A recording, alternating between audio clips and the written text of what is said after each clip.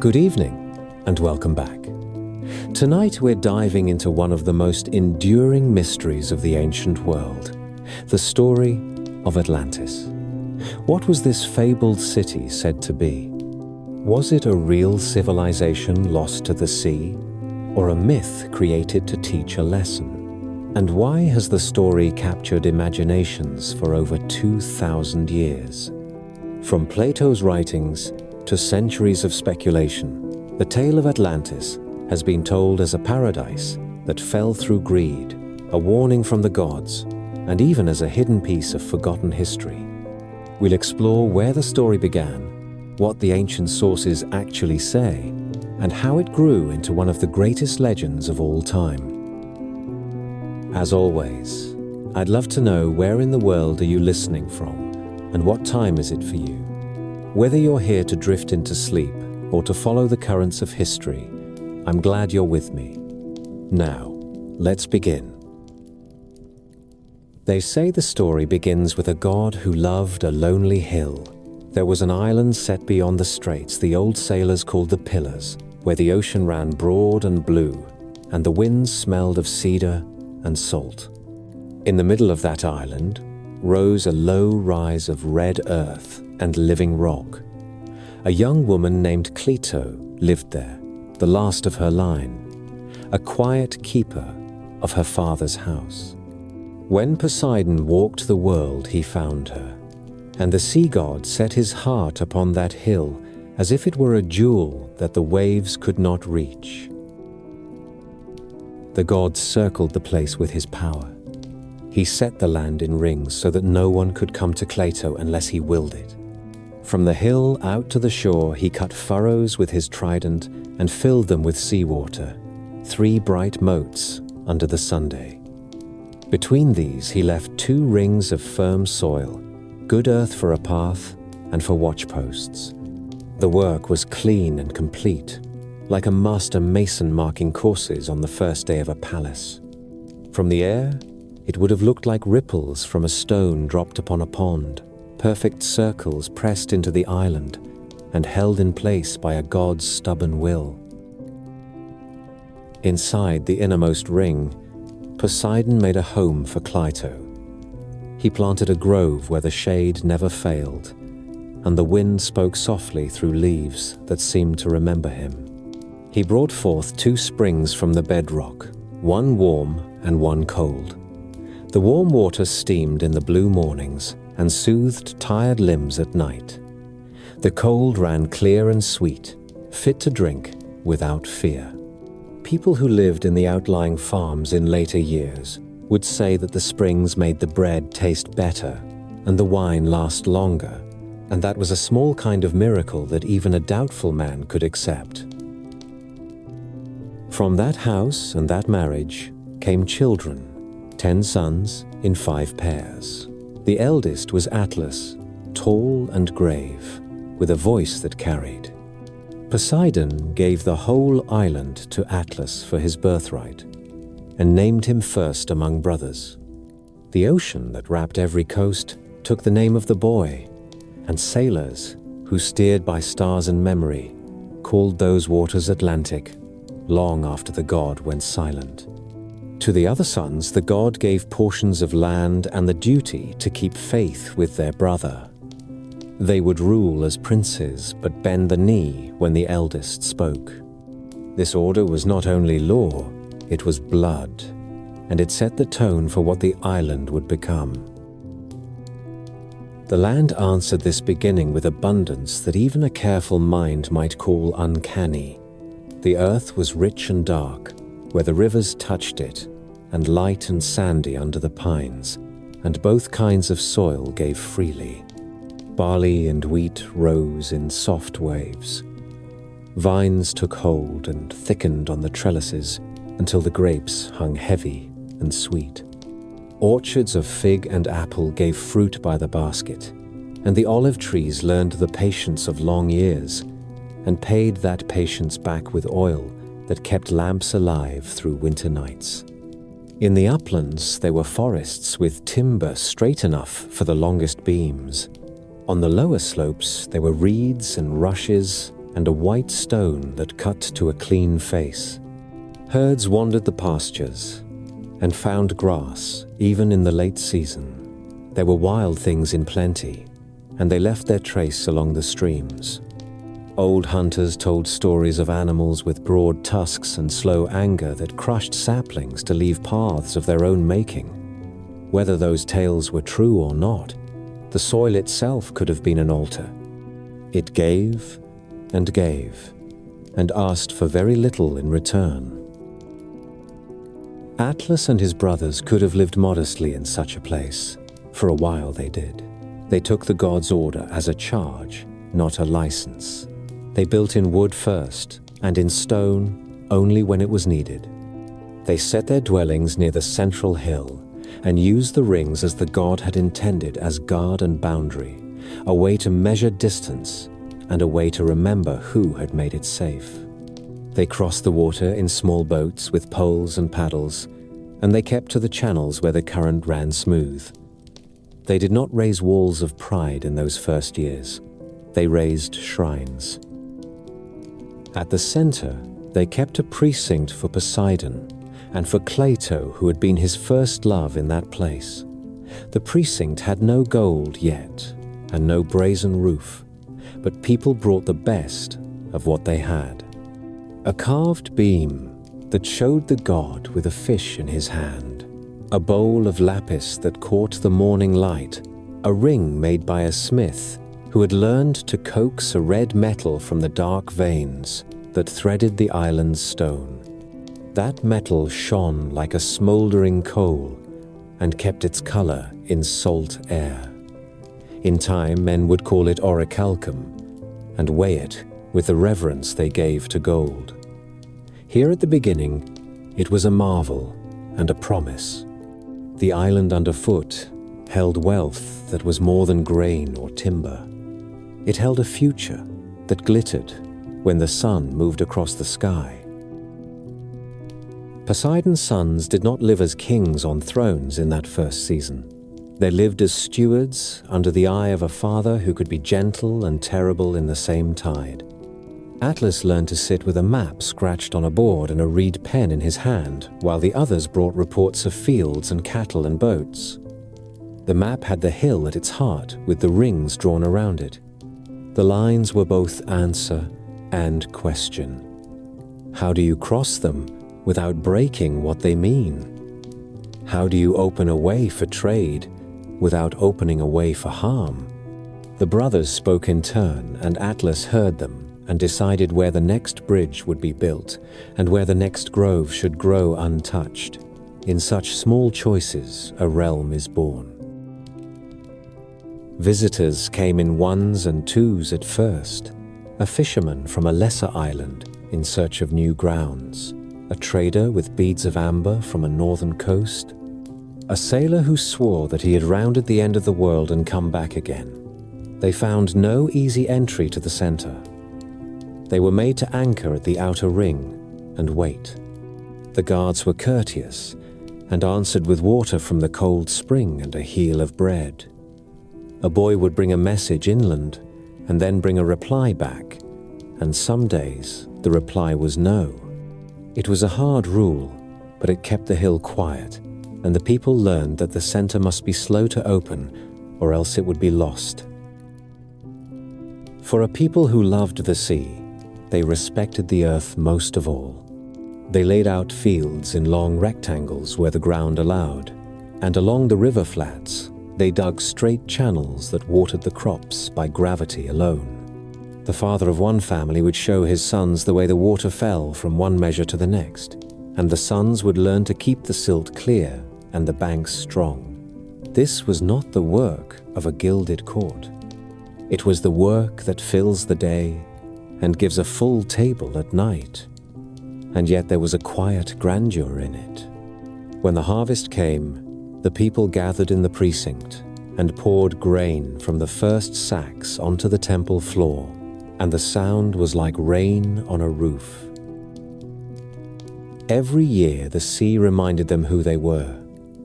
There were months when the swells came high and dark, and the harbors on the outer ring were no shield at all.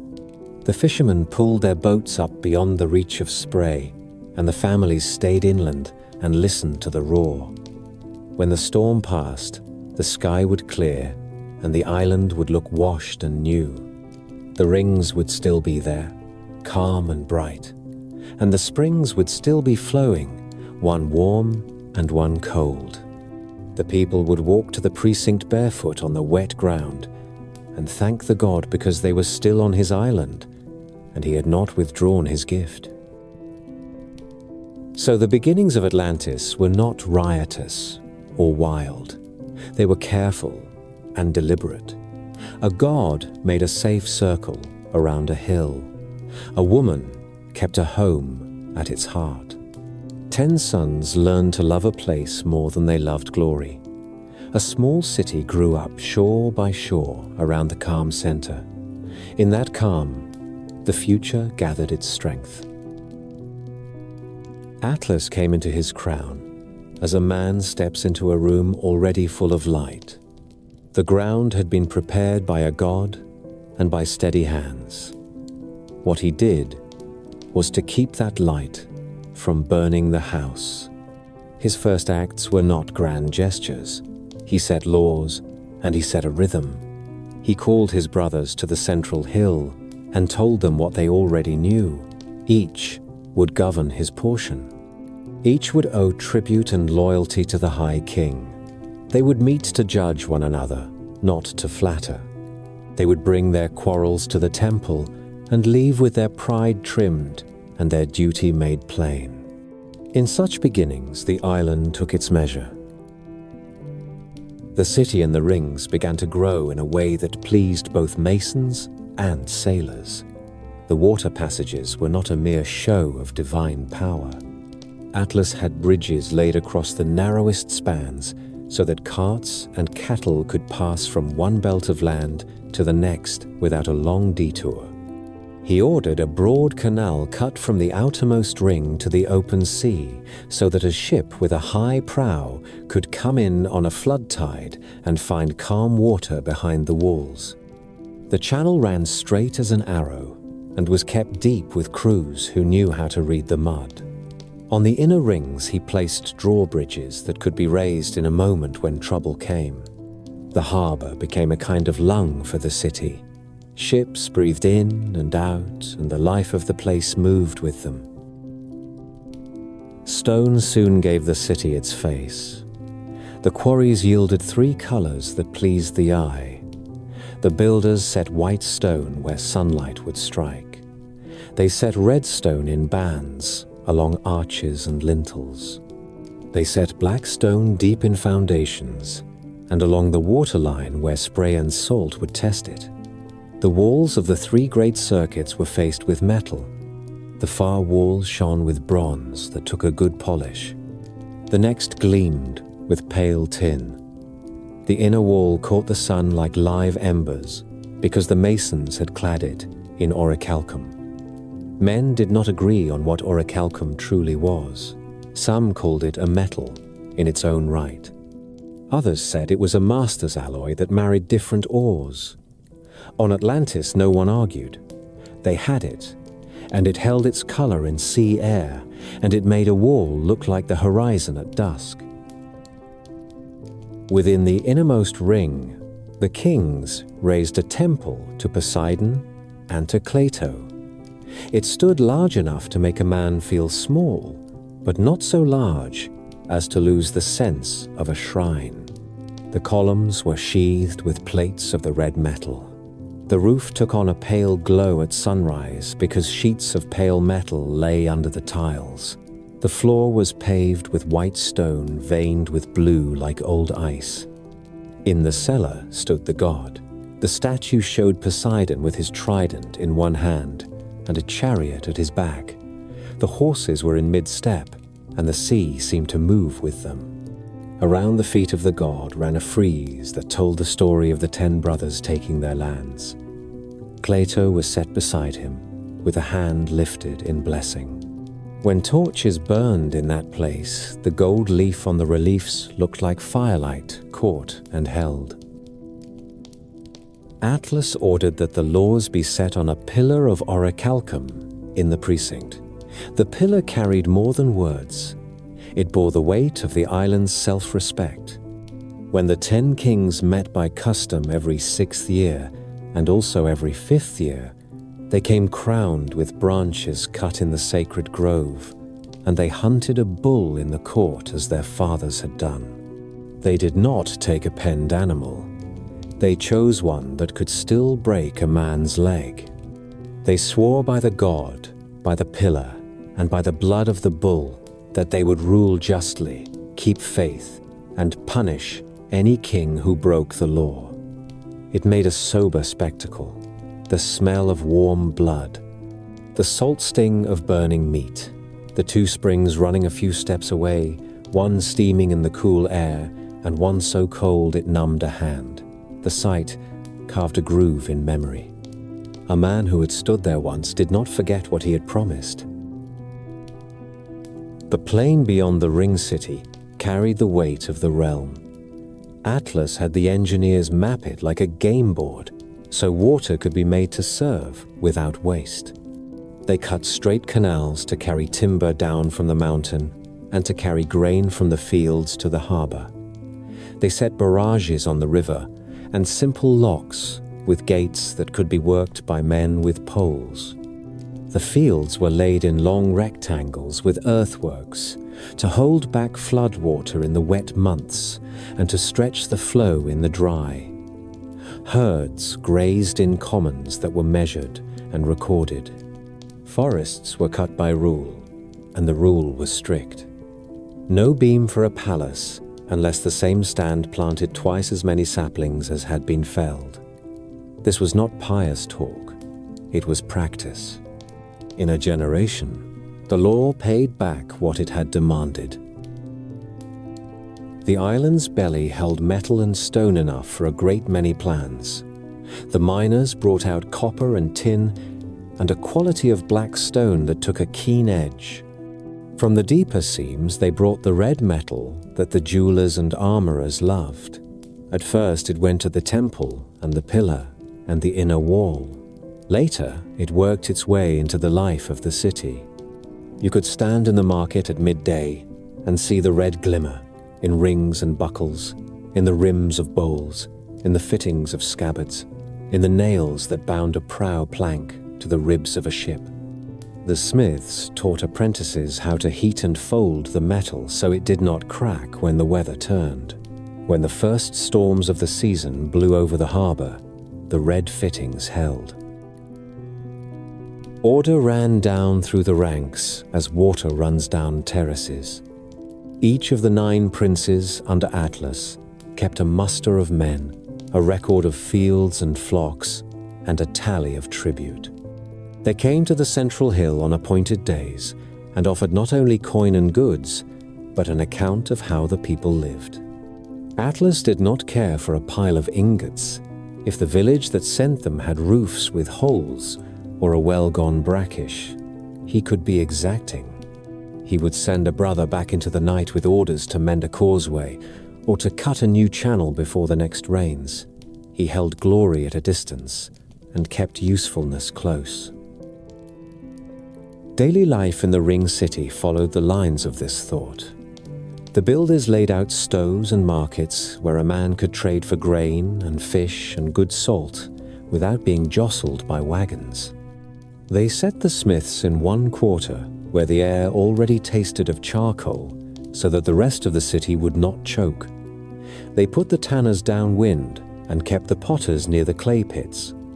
The schools were set on higher ground where the breezes kept the heat from settling. There, the sons and daughters of farmers and sailors learned to reckon, to read, and to draw the simple maps that told them irrigation from flood and harbor from shoal. Atlas made it a law that the first fruits of the vintage and the first measures of grain be brought to the precinct. It kept the temple full, and it taught the people to think of harvest as a shared fortune, not a private miracle. Festivals kept the old reverence alive without dulling it with fear.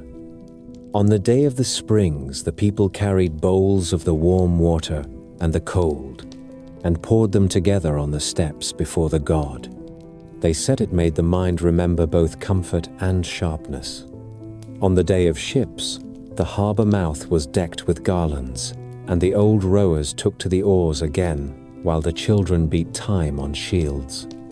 On the day of laws, the pillar was washed and polished until you could see your face in it. The kings read out the oldest lines so that the words would bite again. Men who had forgotten the weight of them found their hands tightening at their sides. Warfare did not preoccupy this early court, but readiness was woven into the grain of the city. The broad ring of water nearest the outer wall served as a race course for horses and for the training of chariots. There, a team could learn to take a curve without breaking a wheel or a neck. On the flat plain beyond, companies drilled with spear and shield. The harbor held ships under roofed sheds carved into the stone so planks would not rot and sails would not mildew. The masters kept lists of oars and rigging. They knew how long it would take to fit out a squadron. They knew which crews were short and which boats took water at the seams. No one mistook this quiet preparation for weakness. Peace is kept by people who are able to stand when it is tested. The wealth that the philosophers later wrote about had already begun to settle into the bones of the realm. Warehouses filled along the outer ring. Granaries held a portion of every harvest against lean years. The coiners worked plain designs with the head of Poseidon or the sign of the pillar. Tribute from the provinces began to arrive as well, for the island was already reaching across the water to nearby shores with trade and with settlements that kept faith with the center. Amber and tin came from the far coasts. Fine linen and incense came from the warm lands nearer the sunrise. The island gave timber, crafted goods, good metal, and a shore harbor in return. A balance was kept and measured. Above all, a certain temper of mind held. The kings still wore simple wool at the judging, as a reminder of their place. Atlas kept his house in the inner ring large enough for work and guests, but not so large as to make a man forget that a temple stood a few hundred paces away. When a foreign prince sent a gift too rich by far, the High King would pass a portion of it to the precinct or to the shipyards. Priests kept their bellies thin and their eyes clear. Craftsmen were praised by name in the precinct when they had solved a stubborn problem of weight or water. Farmers who had brought a new terrace into service were called forward at the same ceremony. People learned what the realm admired, and they shaped their lives to match it. There were omens and small wonders that folk remembered in the telling. On the longest day of 1 year, the warm spring ran a little hotter at noon, and the cold spring ran a little colder at dusk. The old women said the god had spoken in his own quiet way. The same summer, a school of large fish moved into the ring water and stayed for 3 days. Children leaned over the parapets to watch their slow circuit. The soldiers laughed and said even the fish understood the idea of a wall. The harvest that followed was strong. Men nodded and gave thanks and did not try to prove anything with it. Years like these make a people think they are doing something right. Perhaps they were. The island under Atlas held to a straight course. Laws had a bite. Engineers had respect. Priests remembered that they were servants. Wealth moved where it was needed. The temple shone but did not blind. When visitors asked how such order could be kept, the old men pointed to the pillar and to the rings of water and stone, and said that it was best to remember your center and to keep the paths to it guarded and clear. The ring city did not grow by accident. It grew the way a careful mason lays course upon course and never forgets the line. The sea had already drawn the first circles. Atlas and his builders taught stone and timber to repeat that shape until the rings felt like the ribs of a living thing. At the outer approaches, a broad canal cut through the littoral sand and met the ocean. It was straight and deep and marked by stone beacons, so that even in fog, a pilot who kept his nerve could feel his way inward. The mouth was wide enough for 2 merchantmen to pass without scraping their oars. Tide and current did the heavy lifting. Crews with poles and ropes did the rest. The canal ran to the first ring of water, where quays and landing steps turned the rim into a necklace of docks. Sailors learned to love that harbor. The swell that frightened men on the open water was gentled by the rings, and a boat could ride easy while the city moved around it. Across the water rings, the kings set bridges with clean spans and stout piers. The piers were faced with black stone that shrugged off spray. The parapets were capped with bronze that took a polish and kept its shine. A man could walk from outer ring to inner ring and feel the city tighten around him with each crossing. There were drawbridges close to the center. They could lift in the time it took a rider to gallop from one watchpost to the next. In peace, they stayed down.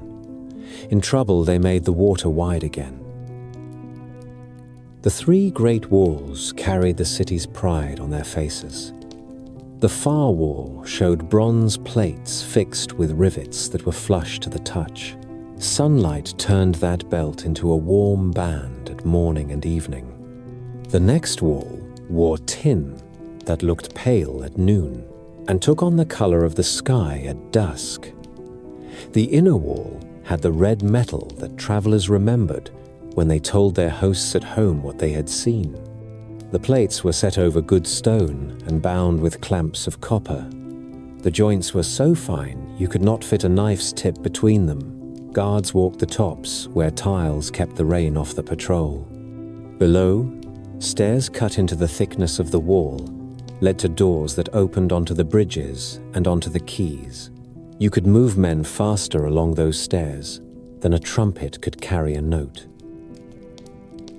Stone from the island gave the builders 3 voices to work with. White blocks came from a quarry near the river bend. Red stone came from the low hill north of the precinct. Black stone came from a seam that ran down to the shore. The masons set them so that courts and porticos carried bands of color that were handsome but never loud. The same care ordered the streets. The main ways ran in gentle curves to meet the bridges. Cross streets cut them at right angles on the land rings. Drains ran beneath with enough fall to carry storm water out to the sea. When rain came hard, the water left the streets quickly and did not linger to rot timber or sour the market air.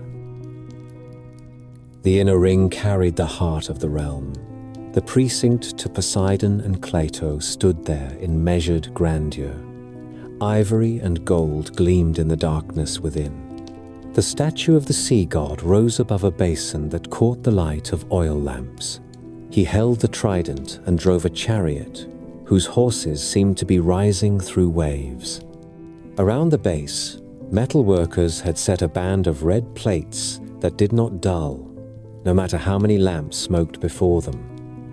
The roof timbers were cedar that the carpenters had seasoned for years. The columns carried carvings of dolphins and bulls, and grains and vines. The floor stones were laid in a pattern that drew a visitor forward step by careful step until he stood beneath the god with his head bowed without knowing when he had lowered it. Near the precinct, the palace quarter gathered around courtyards open to the Sunday-long halls. For judgment and feast were set with colonnades. Rooms for council opened one into another so that the business of a day could flow without confusion. The palace was not a fortress. The walls were strong, but the strength came from placement rather than from thickness. The builders trusted the rings to break an army, and they trusted the laws to hold brothers ready to act before an enemy grew bold. Water gave the city its ease. From the hot spring and the cold spring near the central hill, channels and pipes carried clean flow to baths and fountains. The warm water found the bath precincts where laborers ended their day and officers eased bruised legs after training. The cold water fed public fountains and cisterns that never ran dry. In summer, the fountains drew children and the old. In winter, the baths sent steam into the street and softened the bite of wind. The stewards kept tablets that named every valve and every sluice. When a line needed clearing, a team arrived with brushes and poles before a householder had finished his complaint. Ship sheds were carved into the outer ring's inner face where the stone allowed it. Under those roofs, a trireme could rest without rot and wait for its next season. Hinged doors opened to the water and closed against salt spray. Rope makers worked in a long lane that had been measured for that purpose. Sail makers had a court wide enough to spread canvas flat. Carpenters kept a tally of seasoned planks against the day when a keel split or a rib failed under strain. The Navy was a daily labor and not a parade. A visitor could see that in the hands of the men and in the lists cut into the wood of the sheds. The ring nearest the outer wall held the markets. Fish came there on wet tables that sloped toward drains. Grain in sacks reached the same quarter by barge down the field canals. Potters stacked jars taller than a man.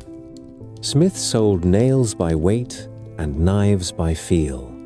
Jewelers showed ornaments of the red metal and told buyers how the color would hold bright even at sea. The stalls had awnings to blunt the Sunday. The ground was swept by boys who were paid in bread and a cup of watered wine. Thieves found no welcome. The watch kept order with a firm patience that made violence a last resort. Horses had their place as well.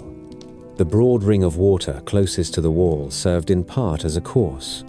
A team and a chariot could run around it and learn how to take turns without skidding a wheel. Stables stood where the wind kept flies down. Grooms kept a book of feed and gait and harness. Inspections were held at set times. Men who passed the exam wore a badge with the king's mark and were permitted to race before the pillar during the festivals. The plain outside the rings answered the same order. Canals crossed it like a net, so that any field lay within reach of water and of transport. Barges brought timber from the mountains and sheaves from the farms. The banks were planted with willow to hold the earth. Locks were simple but serviceable. A pair of gates, a spillway, and a chain dropped across when repairs were needed. The road that ran beside the main canal stood on a raised bed that stayed dry in the wet season. It was tamped hard and edged with stone where carts would have cut ruts. Travelers could move with speed that surprised those who had only known river mud and mountain track. The city did not forget watchfulness as it grew beautiful. The chiefs of the guard walked the walls and counted the lamps at each post. The fire watch in the palace quarter kept buckets and hooks ready and staged practice in the off hours when the cooks were idle. The harbor kept a signal pole where flags could tell a captain if the inner bridges were up and if the docks were full. A ship that arrived at sunrise knew by noon where it would take on water and where it would lie for the night. The kings prized that level of forethought. It saved tempers, it saved money, sometimes it saved lives. Visitors felt the force of it without being told. The rings pressed their sense of order into every hour. You ate, you traded, you prayed, you trained, and you slept in places that had been chosen for those things. No one needed to shout. The shape itself did the talking. A farmer could carry his olives to the press and know the road, the price, and the time before he stepped out his door. A captain could bring his ship up the canal and know the width of the passage before he had even sighted the bronze plates of the first wall. A stranger could stand at the center and look out and understand in his bones why the city had the strength to grow rich. It was splendid. There is no other honest word for it. The splendor did not come from excess. It came from precision and from an instinct for restraint that made later opulence possible. The builders who set those stones and those bridges may not have thought of pride when they worked, but pride was growing all the same. Pride rides quietly when a city fits its shape, and the people fit their work, and the gold on the walls looks like sunlight rather than greed. A city can be read by the way it spends the morning. In Atlantis, the first hour belonged to the harbor. Before the sun cleared the outer wall, boys with broom and basket swept the quays. Lanterns burned low in doorways, where a scribe sat with a tablet and a reed pen. He took the names of ships and the names of captains and marked their cargo in neat columns, one line for timber and pitch, one line for grain and olives, one line for fish packed in salt. Dockmasters stood at the head of each pier with a staff in hand and a whistle on a cord. They placed each hull where it would not block another and counted barrels as they came ashore. A man could see the city think with its hands. The markets woke next. Fishmongers spread reeds on the tables and laid out the catch by size and kind. The smell was not a rot, but a clean sea smell, and it brought coins out of purses. Bakers broke the blackened crust on the first loaves, and the steam ran down their wrists. The bread was made from barley on poor days, and from wheat when the harvest was strong. It was eaten with olives or with cheese from the mountain pastures. Vinegar stood in small bowls on the counters, and men dipped bread in it to sharpen their appetite. Women bartered for copper pins and plain cups of clay. Children chased one another through the colonnades, until a storekeeper snapped his fingers and sent them outside to race along the parapet where they could do no harm. Not far from the quays, the smiths made their own dawn. Charcoal caught with a dry whisper and then roared when the bellows blew. The best forges had a faint red cast from the fittings set in the door and from old work hung on pegs. The smiths kept 2 jars near the anvil. One held water to temper, and the other held oil for pieces that needed a kinder cooling. The hammer blows were steady, and the rhythm carried along the lane from one shop to the next. In Atlantis, it was common to see the red metal in small things: a clasp on a cloak, a buckle on a horse, a line of inlay on a cup that made noon feel special at a poor table. The pride of the city showed in those touches as much as in the plates on the walls. The streets were built to move grain as much as people. Carts used the outer rings until they reached the quays that stood like notches on a wheel. From the countryside, barges came along the canals with their loads covered in woven mats. A foreman walked the bank and kept the rope taut, while the mule leaned into the collar. The bargeman had a pole to test the depth, and a rake to clear weed at the bends. In dry months, the locks gave a little water here, and took a little there to keep the flow even. The canal wards were proud of the way they could send timber from the hills straight to the ship sheds without once rolling a log on the road. Law was not a word in a speaker's mouth. It was a set of steps a person took through his day. The courts stood in long halls on the inner ring, shaded by colonnades. A citizen could walk in and tell his grievance to a clerk who would mark the names and the charge. The judges were chosen by the kings, but owed their honor to the pillar, not to a purse. The usual penalty was a fine, or a number of days of work on a public project. A repeat offense brought a heavier hand, and sometimes an exile that bit deep.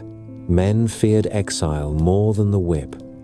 A man who was put outside the rings lost not only his house, but the rhythm that made sense of work and prayer.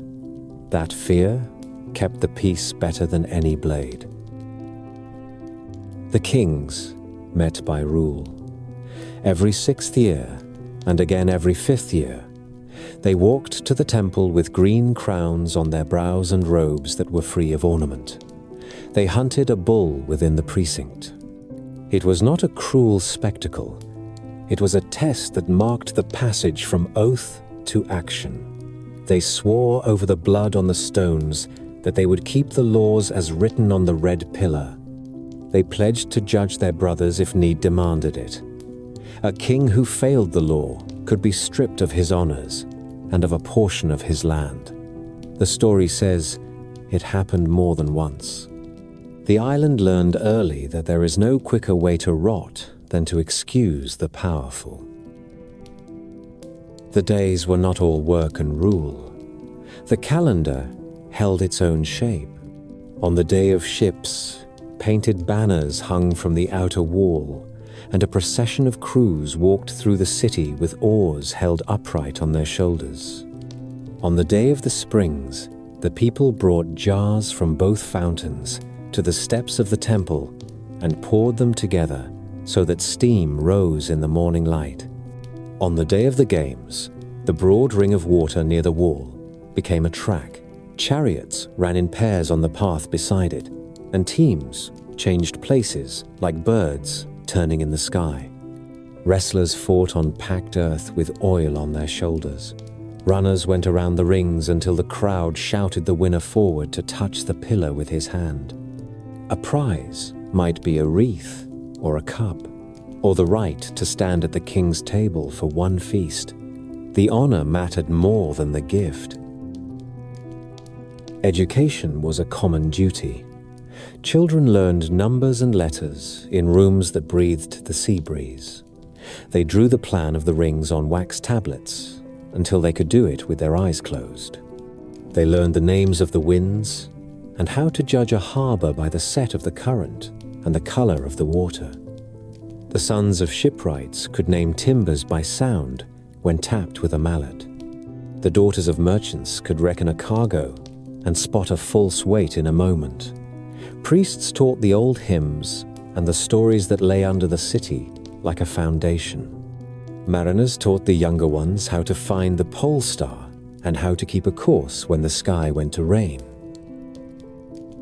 The house was the kernel of the city. Most homes were built around a small court with a cistern. The floor was packed clay in poor rooms and stone in rooms where an older hand had worked. A household might hold 3 generations. There was a loom in a cool corner, and a mortar set near the door, where a wife or a daughter would grind grain while the morning was fresh. A shelf held cups and a lamp, and a small figure of Poseidon or of a household spirit.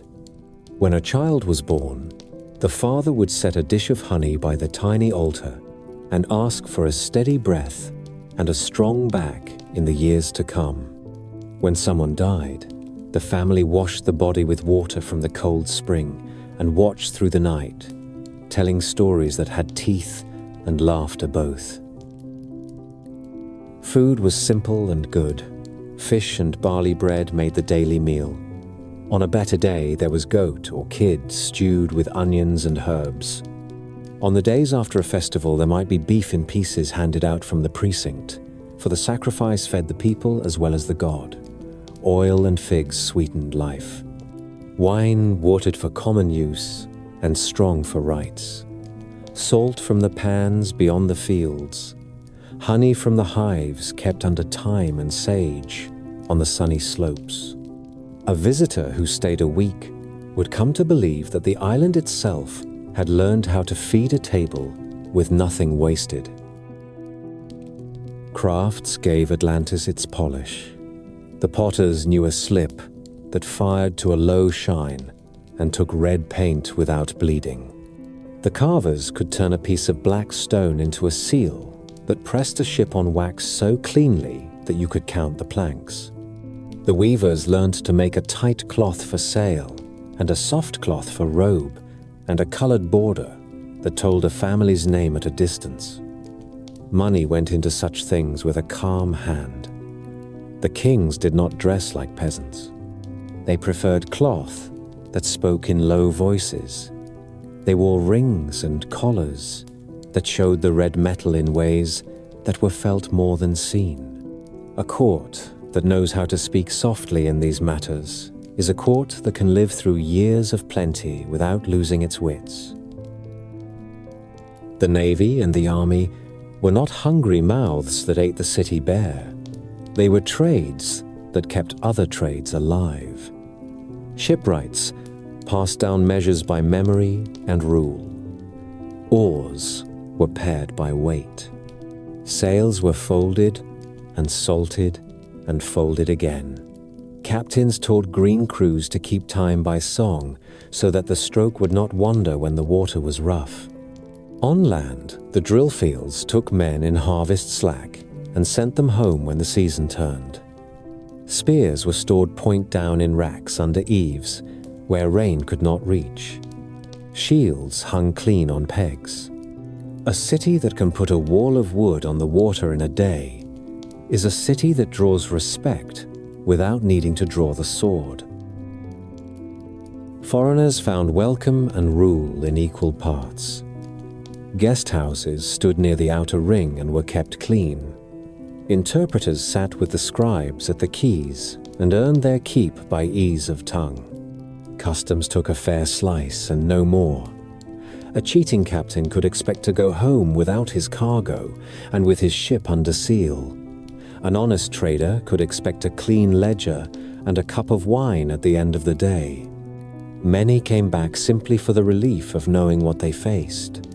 You can build a reputation that is better than gold if you keep your word on the dull days as well as on the feasts. Not everything was perfect. Pride came in small choices. A merchant added a second ring to a finger. A magistrate allowed his son to skip drill without cause. A prince asked the armorers to set more red metal on his harness than was strictly needed. A court singer composed a hymn that praised a king's judgment more loudly than it praised the god. None of these were crimes. Each had a little weight. A people who have never been brought low learn slowly that weight adds up. There were also moments that felt like mercy. On a summer night, the dolphins came up the canal and swam in the first ring until lanterns reflected in their backs. The next morning, the cold spring tasted sweeter than usual, and an old woman swore she could feel the god's hand on her shoulder when she crossed the court. On the shortest day, a solitary storm cloud stood above the temple like a column and dropped its rain only on the precinct stones. A priest lifted his face and said that the god kept us clean when we could not keep ourselves. People nodded without making a fuss. They went home and mended their nets. When the day closed, the city wound itself down with the same care it used to wake. Gates to the inner bridges were shut, and the watch lit the lamps on the parapets. Scribes stacked their tablets and covered them with linen, and weighed the corners with small stones. Children washed their hands in a basin and lay on mats near the cool wall and asked a last question before sleep. In the precinct, the priests banked the fires and left a single lamp before the god. The air carried smoke from the baths, and the distant sea salt and the faint scent of pressed grapes from a wine shop not yet closed. It was a good smell. It held work and honor and the pleasant weariness that comes from both. Such was the life that grew out of the rings and the laws and the springs. A city that believed in its own measure and trusted the slow virtues. A people whose pride was quiet And for the moment that kind was the most dangerous of all, because it did not look like pride when you were living inside it. Decline came softly, the way a tide turns while you are looking at something else. A generation had grown up that did not remember the rough work of the first canals or the winters when olives were counted one by one. They had known only fat years, bright metals, and a city that answered them before they could think of what to ask. When a people live long in ease, they come to believe that the world has agreed to their comfort. The ring city began to put more light on itself. What had been handsome became grand. The bronze of the outer wall was polished every week until men could see their faces in it from the quays. The tin of the middle wall shone with a pale fire at noon. The inner plates of the red metal took the sunset and gave it back like embers stirred by a bellows. Houses in the better quarters learned to copy these things. A shopkeeper, who had once been content with white stone, asked a mason to set a strip of red in his lintel. A magistrate ordered bronze caps for his stair posts. A prince had the rims of his shields faced with the red metal, simply because he liked the way the light ran along the edge when he turned it in his hand. At court, the banquets lengthened. The old custom had been to eat well after judgment and to dismiss the singers before midnight so that the palace did not forget it was also a place of work. That hour grew later. Musicians learned songs that praised the king by name. Dishes came from far coasts and relied more on distance than on taste. There were roasted birds that a hunter could not catch within 10 days of the city. There were sauces made from fish that lived in waters warmer than any the island knew. Young men who had never known a hungry year learned to laugh at the priests who asked for restraint. They called restraint a virtue for poor tables. The hunt changed too.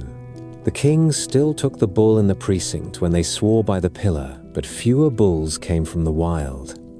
A prince who could afford it would keep a fine animal in a field and have it driven into the court for the rite.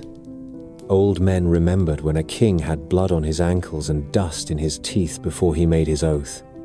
Now there were days when the blood that ran over the stones seemed to smell of fodder and not of fear. The priests spoke of it quietly among themselves. They saw the way a symbol takes on warmth when it is earned and turns cold when it is bought. The law remained written in the red pillar, but the law in practice began to bend. A judge, who had once been known for a strict hand, now found reasons to postpone the judgment of a noble house. Fines that had supported the canal wards, and the roads were forgiven with a smile. A foreign captain, who had been caught shaving his weights, was fined lightly because he brought incense that the palace favored. Men told themselves that a small wrong could be spared when it served a larger good. They had not yet learned how fast a small wrong becomes a custom. Wealth moved in new ways. Coins that had circulated from hand to hand began to settle in vaults.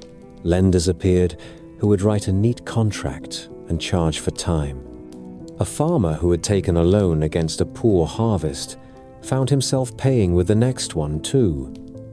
The granaries still filled, but the share set aside for lean years grew harder for a poor man to reach. The first fruits brought to the precinct were still enough for the rites. They were not so generous that a stranger would come away believing that the city belonged to the god. The navy grew splendid.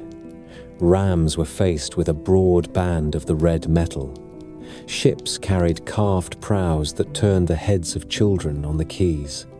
Crews still drilled, but there were afternoons when a captain kept his men on the benches longer than was wise, so that a visiting prince could hear the oars rise and fall in perfect time. A fine sound, to be sure, but the men in the sheds who kept the lists knew which hulls rode heavy and which crews were short.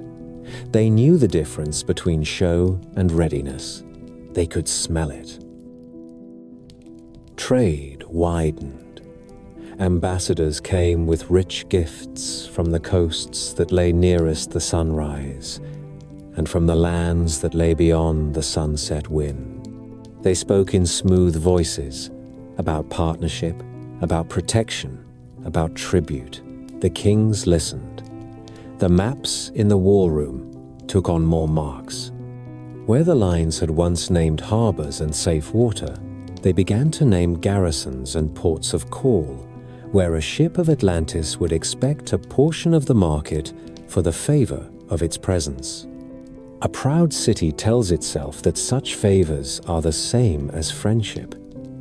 The men who collect the coin know better. It is hard to tell a proud people that something is wrong when everything still looks right. The fields were green, the harbor was full, the walls gleamed, the festivals went on. The king still wore plain wool when they came to swear. The pillar was still red and hard and took the breath from a man who came near it.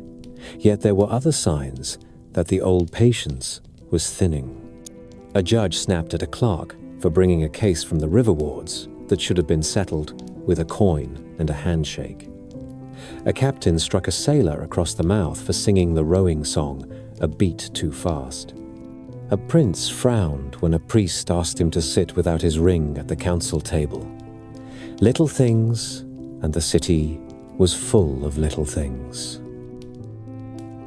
The story that later philosophers wrote is clean in its telling. They say that the godly portion in the blood of the kings grew thin and the human portion swelled. The Atlanteans loved honor less and wealth more. They forgot the law of their father and valued the ring walls for their beauty rather than for the duty those walls set. On the island itself, the change would not have been so clear. It would have felt like tiredness after a long day, a softness in the hand that once held firm, a desire to be praised before the work was done. Ambition sharpened in quiet rooms. There were councils that met at odd hours without the full company and made plans that were presented later as settled fact. Out on the plain, new roads appeared with a speed that did not match their necessity. Garrisons were raised where the threat was faint. Taxes were set in the provinces with a heavier touch. A few island families came to own 2 houses and 3 warehouses when one had served their fathers well enough. A few country houses began to look like little courts, with a private bath and a private singer, and a table that drew more guests than a village feast. There were warnings in the earth as well, though a man could forgive himself for not heeding them. The island shivered in a way that made doors creak and lamps tremble. The tremors were small and did no harm. Children laughed and clapped when the cups danced on the table. Men remembered that the ground has a sleeping strength and told themselves that a stirring now and then meant only that it was sound. The sea ran higher in one winter and chewed a little more at the dunes beyond the fields. The canal wards set more willow in the banks and told the kings that a few more hands in the wet season would keep the water in its place. The kings nodded and marked a note for later. In such a season, the city had 2 minds. One mind stood in the precinct and remembered the god who had given the springs and the rings and the laws. The other mind stood in the war room and looked past the pillars toward lands where the maps had been left pale for lack of time.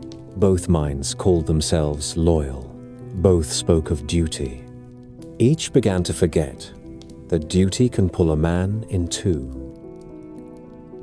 Whatever the reason, the ease of the early years was gone. The city still had splendor. It had added pride. Pride by itself is not a sin, the old teachers said. It becomes one when it no longer remembers what it is proud of. A people can forget faster than any single man. Their memory is housed in customs and ceremonies and in the way a thing is done, year after year. change the way quietly enough, and the memory goes with it. So the shadows lengthened, while the streets were still bright. The warnings stood in plain sight, and yet were hard to hear, because the markets were noisy and the wine was good, and the singers had learned a new song about the way the inner wall burns red at sunset. There were men and women who felt the unease but could not give it a name. They were like sailors who smell the weather but cannot yet point to a cloud. You could walk the bridges and look down at the ring water and see the reflection of the temple as steady as ever. You could stand there and imagine that the surface shows everything that matters. It seldom does. The change from patience to hunger began with a map. In the palace council room, the long table was cleared, and a board was brought in that showed the known sea from the pillars out to the sunrise lands. Harbors were marked in ink. Currents were marked with thin lines that curved like vines. Along the margins, scribes added notes that a captain would understand at a glance: where to find fresh water, where the wind veered in late summer, where a reef waited to open a careless hull. The kings had always kept such charts. Now the marks began to drift inland. Names of towns appeared beyond the beaches. Grain tallies, herd counts, the number of men of spear age that a village could send if called. It was a quiet way of saying that the sea no longer satisfied the island's reach. Councils met more often and at later hours. The talk had the feel of a tide that is turning. Governors from the provinces sent word of quarrels on the far coasts. A prince spoke of a harbor that had refused to pay the old fees and had sent envoys to a rival city instead. A sea captain told of raids on a friendly shore by men who wore their hair in a different fashion and carried shields with a crooked cross. Each report was small by itself. Together, they drew a picture of a world that was not going to sit still while Atlantis grew rich. The answer that gathered in the room was to make the world sit still. Orders went out that had the taste of readiness in them. The ship sheds were told to bring every trireme to sound wood before the end of spring. New keels were laid in the outer ring where a path of rollers ran from the fitting yard to the water. The oarmasters walked the sheds with scales in hand and paired the oars by weight so that a crew would not fight its own stroke. Rope walks worked day and night to twist new rigging. Quartermasters checked the bronze nails in the bins and the spare rudders stacked along the walls. On the drill fields, the companies lengthened their practice. Men learned to ground spear and lift shield and move as a wall under a rain of stones. Officers grew hard in voice and eye. The city had always trained. Now it trained as if it expected to be judged. Diplomacy sharpened into something colder. Where a friendly harbor had once received a gift of oil and advice about pilots, the same harbor now received a visitor who spoke of protection and tribute in the same breath. A treaty that had been made on a festival day was brought out and read in a new tone. Lines that had been overlooked were given weight. A clause that named a price for shelter became a lever that named the shelter a garrison. When a coastal town balked, a squadron appeared beyond the outer bar and lay at anchor until the elders sent for the scribe and the seal. The phrase the governors used was order on the western road. In the markets, men said that the island had learned to hold a purse in one hand and a spear in the other. Money followed the spear. Tallies were kept of timber, pitch, and grain far from the central hill.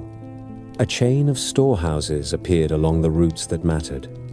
Sailors could count on fresh water and new rigging at certain points and could name the man who held the keys. Inlands, way stations were set where a courier could change horses and keep riding until night had turned twice. The kings kept a list of such stations and their keepers, and checked it after every festival. A realm that wants to move quickly must learn to do so in small steps long before it runs. Spies learned to sail. Not the knife men of a poor tale, but merchants with good bargains and a clean way of speaking. They came to Greek harbors with fine cloth and a better price, and asked questions in the evenings over wine in the taverns that faced the sea. How many young men did the city send to row each year? How long did it take to fit a trireme when the alarm sounded? Which priest had the ear of the magistrates, and which magistrate had a son who preferred racing to drill? In Egypt, they watched the mouths of the river and the traffic that crowded the narrow channels. They learned which branch took barges to the granaries, and which branch shipped soldiers when the crown was angry. They sent their notes home with traders who were paid a little more for the risk, so that they could pretend they had simply made a better sail. Room across the sea as fast as any ship. In Athens, men who loved argument heard talk of a Western power that was measuring the world with a ruler and a spear. In Sicily, fishermen pointed out a squadron under half sail and said that they were Atlantean hulls by the cut of their bows. In the islands off the Peloponnese, a pilot claimed that a ship with red metal on its beak had chased him off a reef he had fished since his father's day. Some stories were lies told for the pleasure of telling them. Some were true in pieces. Altogether, they began to make a cloud that lay on the water when the wind was still. At home, the court dressed its ambition in the language of duty. The kings spoke of securing the sea lanes. They spoke of ending piracy and of keeping wheat moving from the river realms to the hungry coasts. Priests who had learned patience nodded when the words were spoken in the precinct. The maps on the board told the same story in a different tongue. Lines crept outward that linked harbors to garrisons, and garrisons to depots, and depots to new settlements of island families who would keep their law and worship in their way, and send back the right portion at the right times. This is how a commonwealth becomes an empire. It does not announce itself. It arrives like a caravan at dusk and asks for a place to sleep. In the morning, it owns the stable and the yard and the road. There were debates that went into the night. Some at the council argued for caution. They spoke of the cost of holding too much coast and of the way a rower grows weary when he sees nothing but duty on the horizon. They reminded the kings that the old laws had been made to keep a city whole, not to make it large. Others spoke of the glory of a single law and a single peace. They said that the god had planted the springs to water more than a small island. The council that leaves the room at dawn seldom remembers the objections of the few who asked for a slower hand. It remembers the phrases that held hope. The army began to change its shoes. Men who had drilled under the ring walls were marched to the plain and told to walk until a watchtower on the far edge looked near enough to touch. Engineers measured the day's march and marked on their tablets where a force could expect water and where it would be wise to rest. Stores of grain and salt meat were sealed in bins at set distances from the harbor. Teams of carpenters with broad axes were assigned to each cohort so that a palisade could rise before the second hour after sunset. Masons were sent ahead to shore up old walls on hills that overlooked the roads.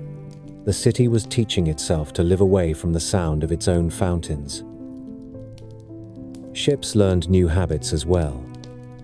Captains practiced holding a line of battle at sea instead of racing for speed. Signal flags were drilled until even a green crew could turn on a command that came down the wind. The Admiralty experimented with heavier rams and with towers on decks from which archers could sweep a foe who had come too near. The new fittings were plated with the red metal because the court loved that look. Some old salts muttered that a ship ought to be more muscle and less ornament. They muttered it quietly. The new ships were fast enough and strong enough, and what they looked like pleased the kings. On the far shores, the first sores opened. A town that had long paid a small fee for shelter in a storm was told that the fee would now be permanent, and would be called an arrangement.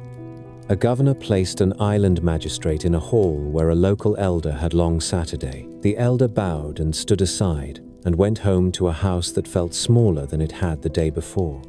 In a river city, a garrison demanded the right to drill on the common and to keep a store of grain in the public granary against emergency. The emergency never came. The grain did not go back. Each of these changes was defended as minor and necessary. A traveler who visited only one place might not notice. The world is large.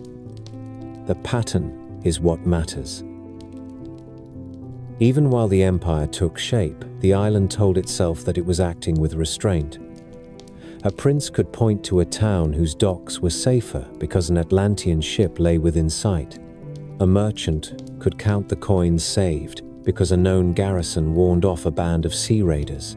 A priest could say that the rites were better attended now, that order had come to a coast that had known only feuding. There was truth in such claims. There is often truth in the things we use to excuse ourselves. The Greeks listened. In their porticos and their fish markets, they weighed pride against prudence. They had their own rivalries and memories of old slights. Some were tempted to welcome a power that promised quiet seas and predictable trade.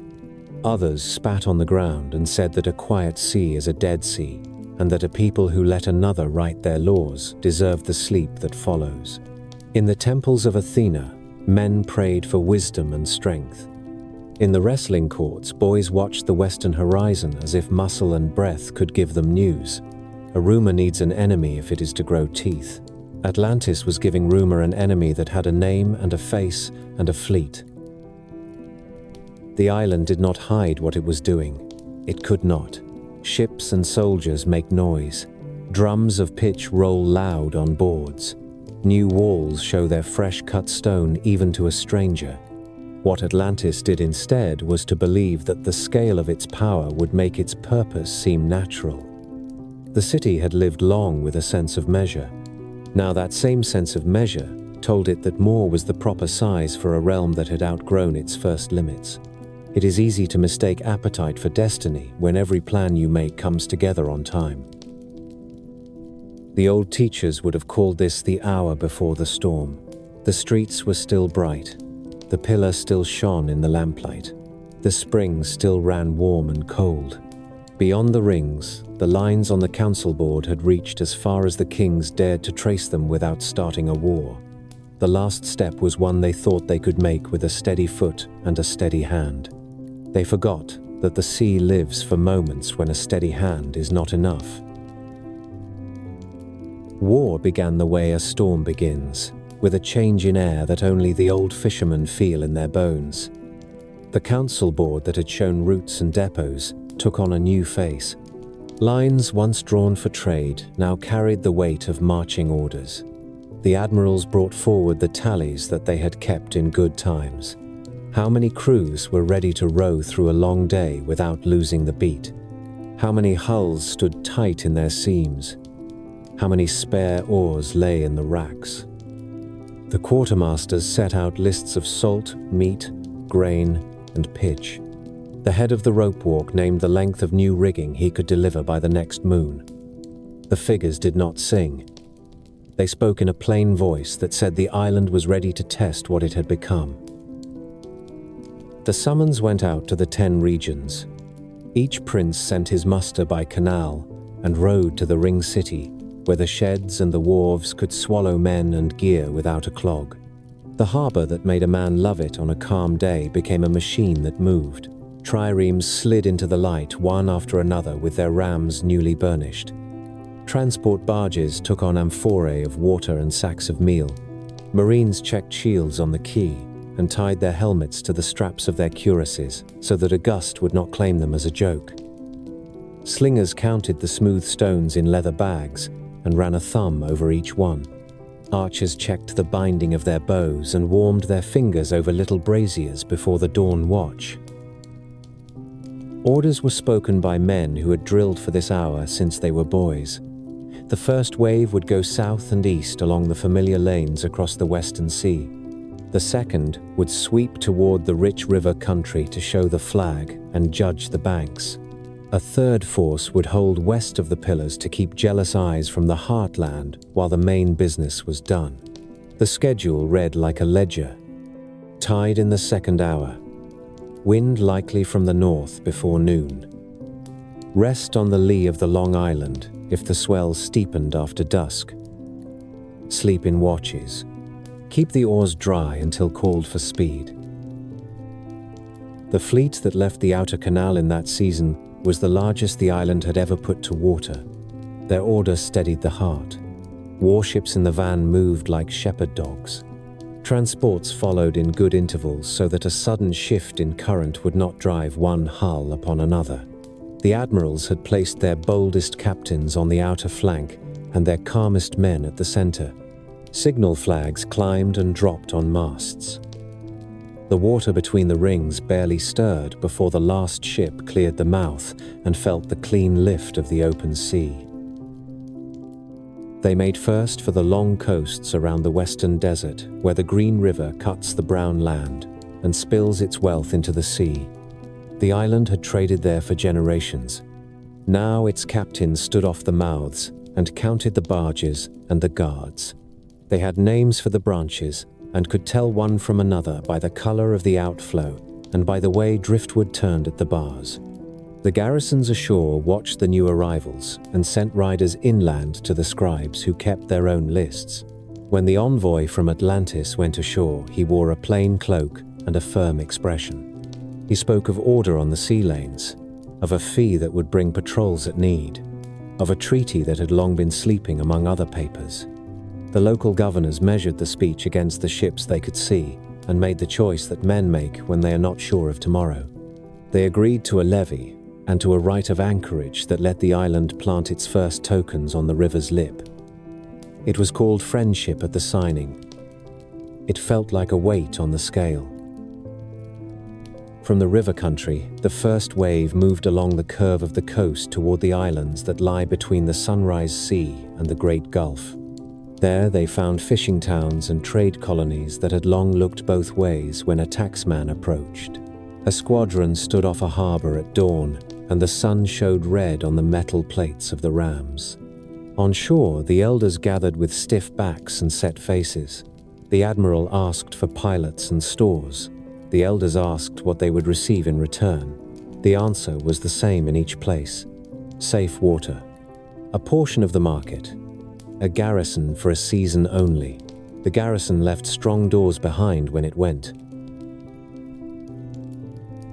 As the first wave fixed its anchor points, the second wave turned its eyes toward the Middle Sea.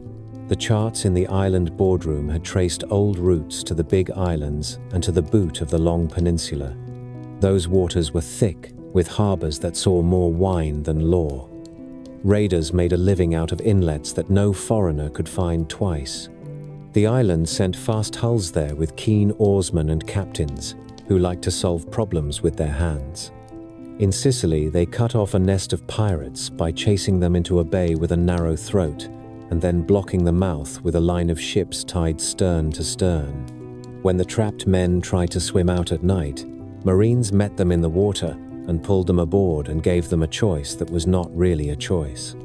Serve under rule or hang from the yardarm with your knives still on your belts. By morning, the market heard that the island had brought calm to a coast that had forgotten the sound. Along the Tyrrhenian shores, they showed a different face. There were towns there that could send out men with round shields and short swords, and a mind to use them. The island landed in good order, with lines that had been measured on the drill field. Shield to shield, spear over spear. The first skirmishes gave them a taste of the local courage. No one slept easy for a few nights when word reached the captains that a hill fort had sent a cloud of javelins into the camp and killed a dozen men whose names were well known. The response was patient and cold. Engineers threw up a ditch and a wall in a single day. Slingers stood behind the ditch and gave back the stones they had been greeted with, only now they were shaped and smoothed. When the hillmen came down again, they found discipline waiting for them. Commanders walked the line afterward and touched the shoulders of the men who had held fast at the moment when such moments break a force. Those touches were worth more than coin for the rest of the campaign. By now, the clouds of rumor had thickened in the east. The islands off the Peloponnese had always been good watchers of the horizon. They reported a rhythm in the west that did not look like trade, ships that kept formation, flags that repeated the same shapes in the same order, crews that sang in time even when the wind freshened and the seas grew short. Merchants who had argued politics over wine for years found themselves speaking softly when the name Atlantis came into the talk. Some hoped for lower tolls and quiet water. Others set aside coin to pay for spearheads and oil for the gymnasia. A city senses when it will be asked to decide what it is. The island councils had expected this attention. They meant to use it. Messengers went ahead of the second wave to the Greek coasts, with phrases polished for temple steps and council stones. They spoke of common cause against sea bandits, and of a reckoning to be made with petty tyrants who sold justice by the jar. They invited city elders to join a pact that would put an end to these brotherly quarrels. The invitation was a command in fine clothing. Those who replied with welcome saw a garrison build a fort on the hill above their harbor. Those who asked for time saw an anchorage chosen just beyond their headland, where a squadron could rest as long as it pleased. Egypt kept a watch on all this with old eyes. The scribes in the river temples could count better than most men could see. They saw grain ships pass in good order and made a neat note when the hulls were escorted by vessels that wore the red metal like a badge. They saw the levy climb by a small measure in every port that had accepted the new pact. They also saw the way a foreign patrol makes itself at home along a quay. Men who have kept a record for 30 generations do not panic. They sharpen their quills and improve their memory. Their reports to the court spoke in the same careful hand that had named plagues and floods in other centuries. A new power rides the Western Sea. It has discipline and coin. It shows friendship, and it keeps a ledger. The first true clash came when a Greek harbor refused to yield its winter customs house. The island magistrate arrived with a garrison and a contract. The local archon greeted him with full ceremony and shut the doors behind him. The admiral pulled his ships into the roadstead and showed his decks to the town. The archon sent boys to gather stones for the slingers and bade the women carry water to the walls. A quarrel that might have ended with words now had an audience and an arena. Shots were traded across the quay. A trireme tried to force the narrow mouth and took a jar of burning pitch on its deck that made the crew jump into the water while they cursed the sky. The island commanders brought up more ships and tried again as the light faded. The mouth was held. The island backed water and set a ring outside the harbor and waited for hunger to make its case. Word of the siege ran along the islands like lightning through dry grass. Some saw a lesson and sent envoys to cut a neat bargain before steel spoke. Others bristled and sent for men who could still hold a line in the dust on a summer morning. In Athens, the talk in the porticos sharpened to a point. The city had known hard choices since its first stones were laid, and it had never been shy of argument.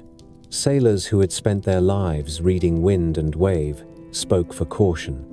Younger men with fresh scars from border skirmishes urged the assembly to make a stand that would be remembered. The priests of Athena said that wisdom was not delay and courage was not rashness. The generals quietly reviewed the lists of oarsmen and the stock of seasoned timber. The city that loved reason was preparing for a test that reason alone could not meet. Through all this, the island fleet kept moving. One squadron took a line across the Gulf and touched at towns that had long paid dues to Athens. Another climbed the chain of islands toward the waters off Attica. They did not anchor under the walls. They lay at a distance and let their scouts measure the temper of the shore. A people used to being courted could tell when they were being weighed. The Athenians lit signal fires along the coast. They posted runners on the roads between Piraeus and the old city so that news would not go stale while a man caught his breath. By late summer, the lines on the council board had become the wakes of real hulls. The island had pinned the western routes and settled its hand on river mouths and straits. It had scattered garrisons like seeds on hills that watched good harbors. It had drawn a circle around the lands that loved to argue about everything under the sun and asked them to debate the worth of their own freedom. That debate was about to leave the portico and take place on water and on earth, where a spear, not a sentence, is the last word. Athens met the hour with a steadiness born of habit. The assembly filled the pnyx at first light. Men who had argued about stipends and road repairs the week before now weighed a graver balance. Messengers from the islands stood to speak of red-beaked ships riding just beyond the headlands.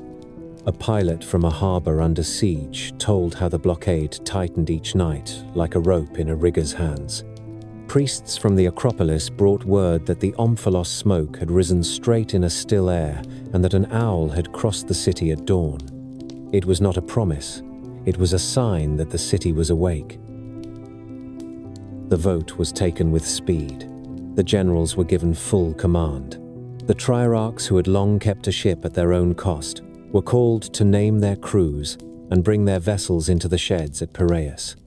The poorest men, who had no armor and no horse, came forward for the oars. Athens took pride in that. A city that sets its humblest hands in the benches keeps a deep root. The shipwrights had stored good timber through 2 winters. Their lists matched the general's needs almost line for line. Pitch was heated. Nails were counted.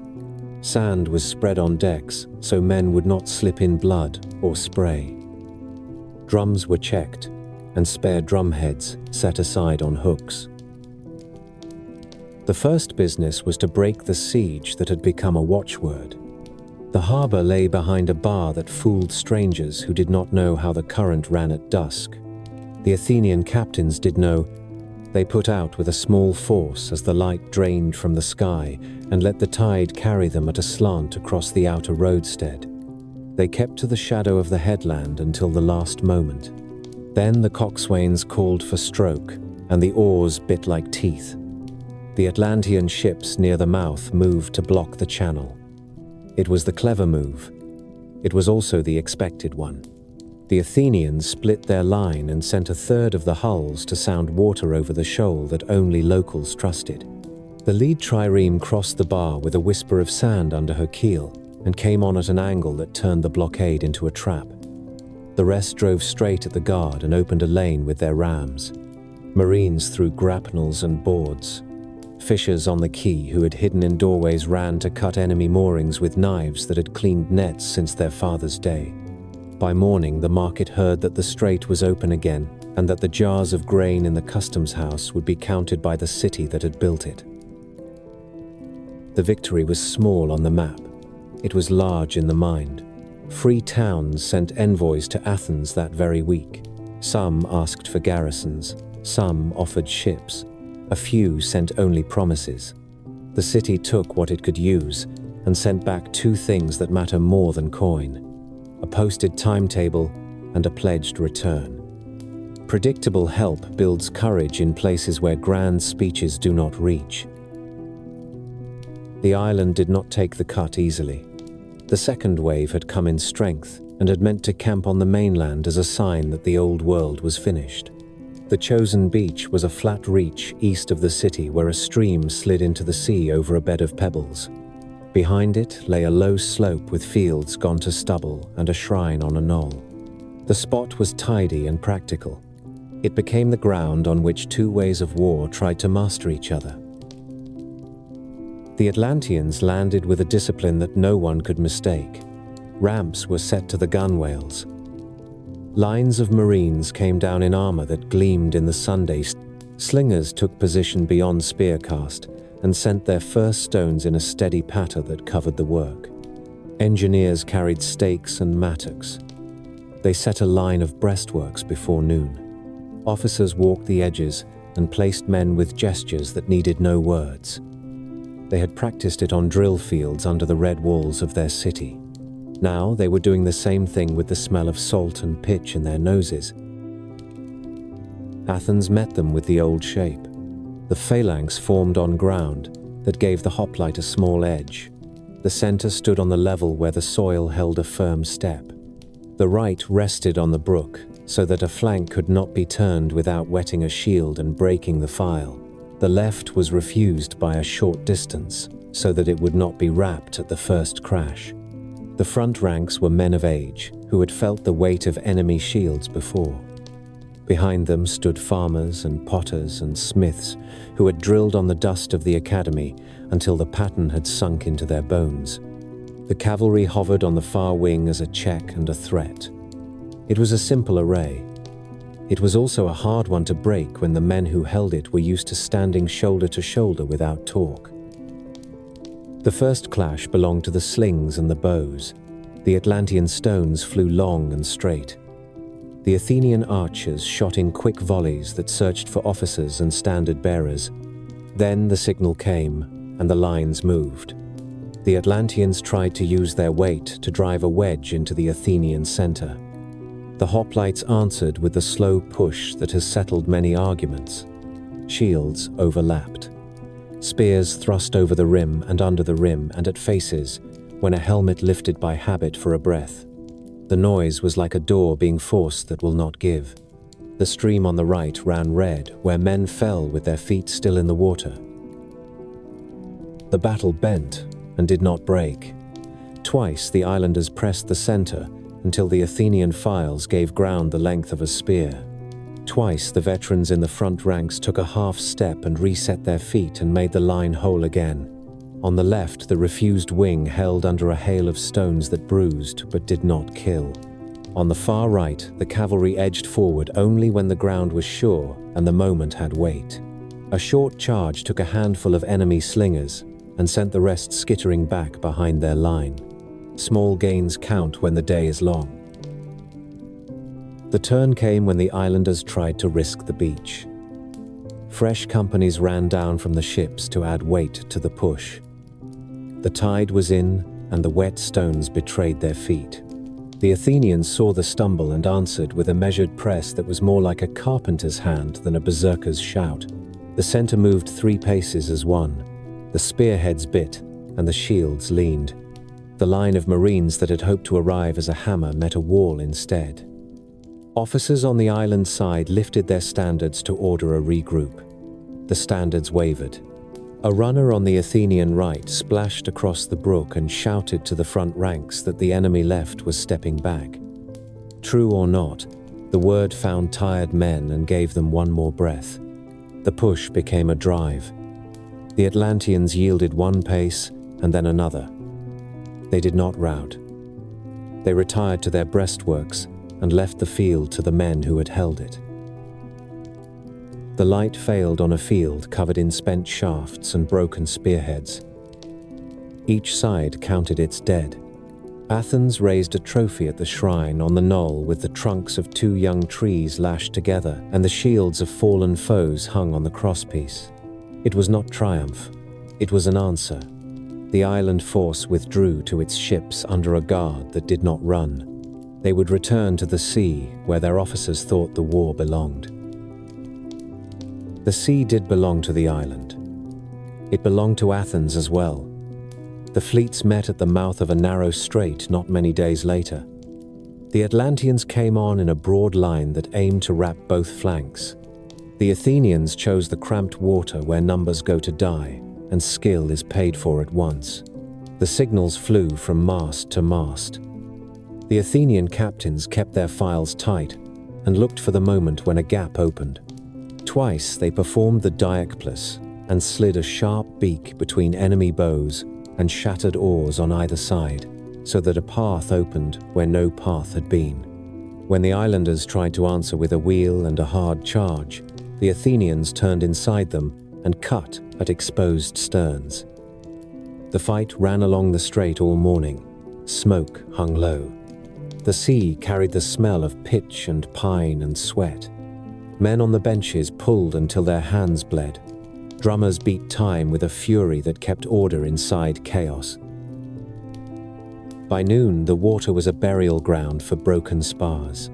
The islanders had lost rams and crews they could not replace in a month. The Athenians had lost ships too. They had also learned that the enemy could be handled when a captain kept his head and did not chase a kill into bad water. When the wind freshened in the afternoon, the Athenians backed to their anchorage and formed a wall with their hulls. Prows out, lines joined. The islanders weighed their chances and chose not to test that wall. They turned for open sea with the wounded in tow. The victory did not end the war. It ended an illusion. The Greeks saw that the great power from the west could be stopped by a city that refused to yield the straits and the beaches. Towns that had watched and waited now sent grain and men without being asked twice. Spartans who disliked Athenian ways sent hard veterans to hold passes where a landing party might try its luck. Islanders set light boats to shadow the enemy and send word by fire to the next headland. The web of small loyalties that had often frayed now held fast because the island had given it a common purpose. Athens paid for every lesson with blood.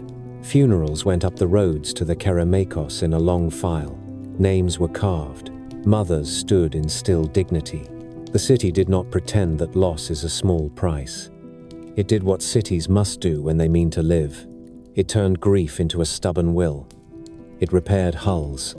It trained new crews. It sent envoys to the freed harbor with a promise to come again if needed.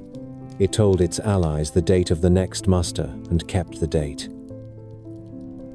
In the island, council's men who had spoken easily about destiny now talked of measures and months.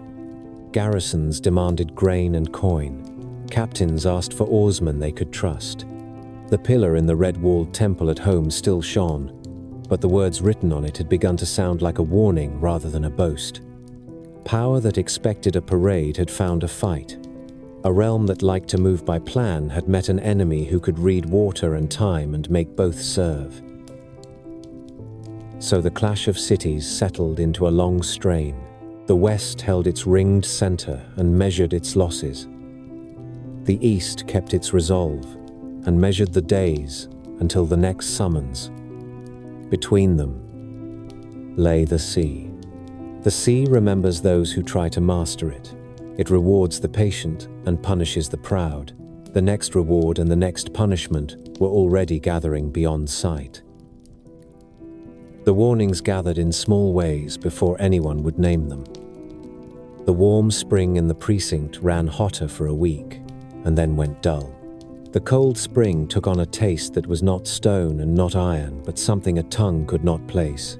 Fishermen brought home fish with strange lesions and found them in waters that had always been clean. Dolphins that loved to play in the ring water vanished without a trace. In the ship, sheds the caulkers swore the planks were weeping, even after a fresh seam was laid. The priests said little in public.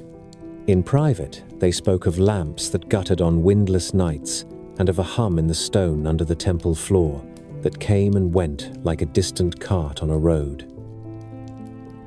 The first tremor came at noon and seemed a jest. Cups danced, door frames creaked. Children laughed to see the water in bowls shiver as if a hand had touched it. The ground settled and men went back to work. The second tremor came before dawn and rolled through the island like a slow beast. Men woke and sat upright in the dark with their hearts thudding. Dogs howled. In the harbor, a pile of spars toppled and clattered across the quay. At the canal weirs, the watchmen saw the surface rise against the boards and fall again, without a wind to trouble it. Old men who had worked the fields their whole lives put a hand to the earth, as if greeting a friend come home from a long journey who was not the same man who had left. The swarm began that evening, short jolts that rattled shutters, long breaths that made rafters complain. A low sound seemed to rise from the ground itself, a note without a voice, the earth speaking in a tongue no one understood. The kings sent runners to lock the inner bridges and to lower the harbor chains. The engineers were told to drain the ring water to its safe marks so that the walls would not be pressed if a surge came. In the precinct, the priests piled oil on the altar and kept the flame high. The pillar of red metal shone in that light the way it had shone in other seasons. It looked like a promise. It also looked like a warning that had waited a very long time to be heard. Night fell. The third shock struck with the violence of a dropped hammer. It threw men from their feet and sent tiles sliding from roofs into the streets. In the outer ring, the bronze plates on the wall rang against their fastenings like shields in a chest. A seam opened in a key, and the edge of the stone dropped the depth of a hand. From that gap, a thin jet of sand fountained up, as if the island were a leaking jar. The canal bank slumped in places where the soil was soft. Barges tilted and fetched up against their moorings. The hot spring roared as if a cauldron had been set over a fire. The cold spring turned cloudy and spat air in angry little bursts. Then the sea struck, not as a single wall that a poet might sing of long after, but as a series of surges that were each worse than the last. The water in the ring basins ran out as if pulled by a giant hand and left the mud bare with fish flopping. Before anyone could make sense of that sight, the water came back and climbed the inner walls as if they were nothing. It fell again and then rose higher still. Boats tied fast on the quays banged and tore loose and spun across the basins. A trireme in the outer harbor broke her moorings and slammed sideways into a bridge pier that had stood since Atlas. The pier held for a heartbeat. It cracked with a sound that people would remember to the end of their lives and went to pieces that the next surge carried away like straw. Fires started as if they had been waiting their moment. Braziers tipped in kitchens. Lamps fell. In the palace quarter, a row of roof beams went down and showered the court with sparks. Wind that came out of nowhere pressed the flames into narrow lanes that ran with the streets toward the bridges. Men formed ranks and passed buckets until their hands bled from wet rope. In other quarters, the ground was the enemy. The packed soil in the yards lost its strength and turned to slurry that swallowed a step to the ankle and then to the knee. Walls that had looked solid in daylight folded like crust. A corner of a granary slid off its foundation and crumpled with a slow grace that made men gasp. The temple kept its fire. The priests carried the flame from lamp to lamp, while the statue loomed above them with its eyes turned to the distance. Twice, the smoke hung in a still air. Twice a gust raced through the cellar and made the torches lean as if a storm had entered the hall with intent. The oath court filled with people who could not keep away. The kings came without robe or crown and stood barefoot on the stone because the old stories said that the god listens better to a man who shows his mortal feet. They laid their hands on the red pillar and spoke plainly. They begged for time. They begged for mercy. The pillar gave back their words in a dull ring. Far below, something answered that was not a god and not a man. The last hour before dawn tore the island open. The plain beyond the ring city dropped a small measure as if the ground had taken a breath in and forgotten how to let it out. Water rushed from the canals and spread where it had never belonged. In the ship sheds a long crack ran down a carved door and stopped at a hinge as neat as a carver's line. In the inner ring, a seam opened in a street and pushed a strip of pavement up into a ridge, the height of a kneeling man. Men dragged the wounded over it and then watched it sag again, as if it had been a living thing that had spent its strength. The wave that followed took the outer wall without a pause. It climbed the metal plates until the bronze went dark under green water, and then it leaned and went over. The force of it drove timbers through masonry and hurled a fishing boat against a facade so hard the stem stuck in a window. People fled to the central hill because habit told them that the center was safe. The rings that had always guarded them turned treacherous. Bridges that had never failed twisted and fell into the churning basins. Those that held were no kindness. They became traps where people pressed too many bodies onto spans meant for a slow cart and a pair of oxen. On the hill, the kings tried to make order out of ruin. They sent runners to open the way to the high fields and to bring water skins and blankets to the square before the temple. The runners went, and some did not come back. The streets behind them had changed while they ran. The king sent for the engineers to say which walls could stand and which must be left to fall. The engineers came with faces white from dust and told truths that no one wanted. The inner wall had broken at 3 points. The red plates hung at the edges like scales on a wounded fish. One of the drawbridges had dropped into the basin and could not be raised. It lay at an angle that made a slide for the next wave to climb. When the first light reached the horizon, hope lifted and then fell. Out to sea, a line showed itself that did not look like an ordinary swell. It ran straight, and it came on with a speed that tricked the eye. The water under it seemed to draw back and sink, as if the ocean had changed its mind about where it wanted to be. Men who had never known fear felt it as a weight in the chest that would not let them draw a full breath. The line rose into a wall that carried broken hulls and trees, and the roofs of houses like the litter of some vast journey. It struck the outer city and found no shape strong enough to confuse it. It poured into the rings and turned them into drums.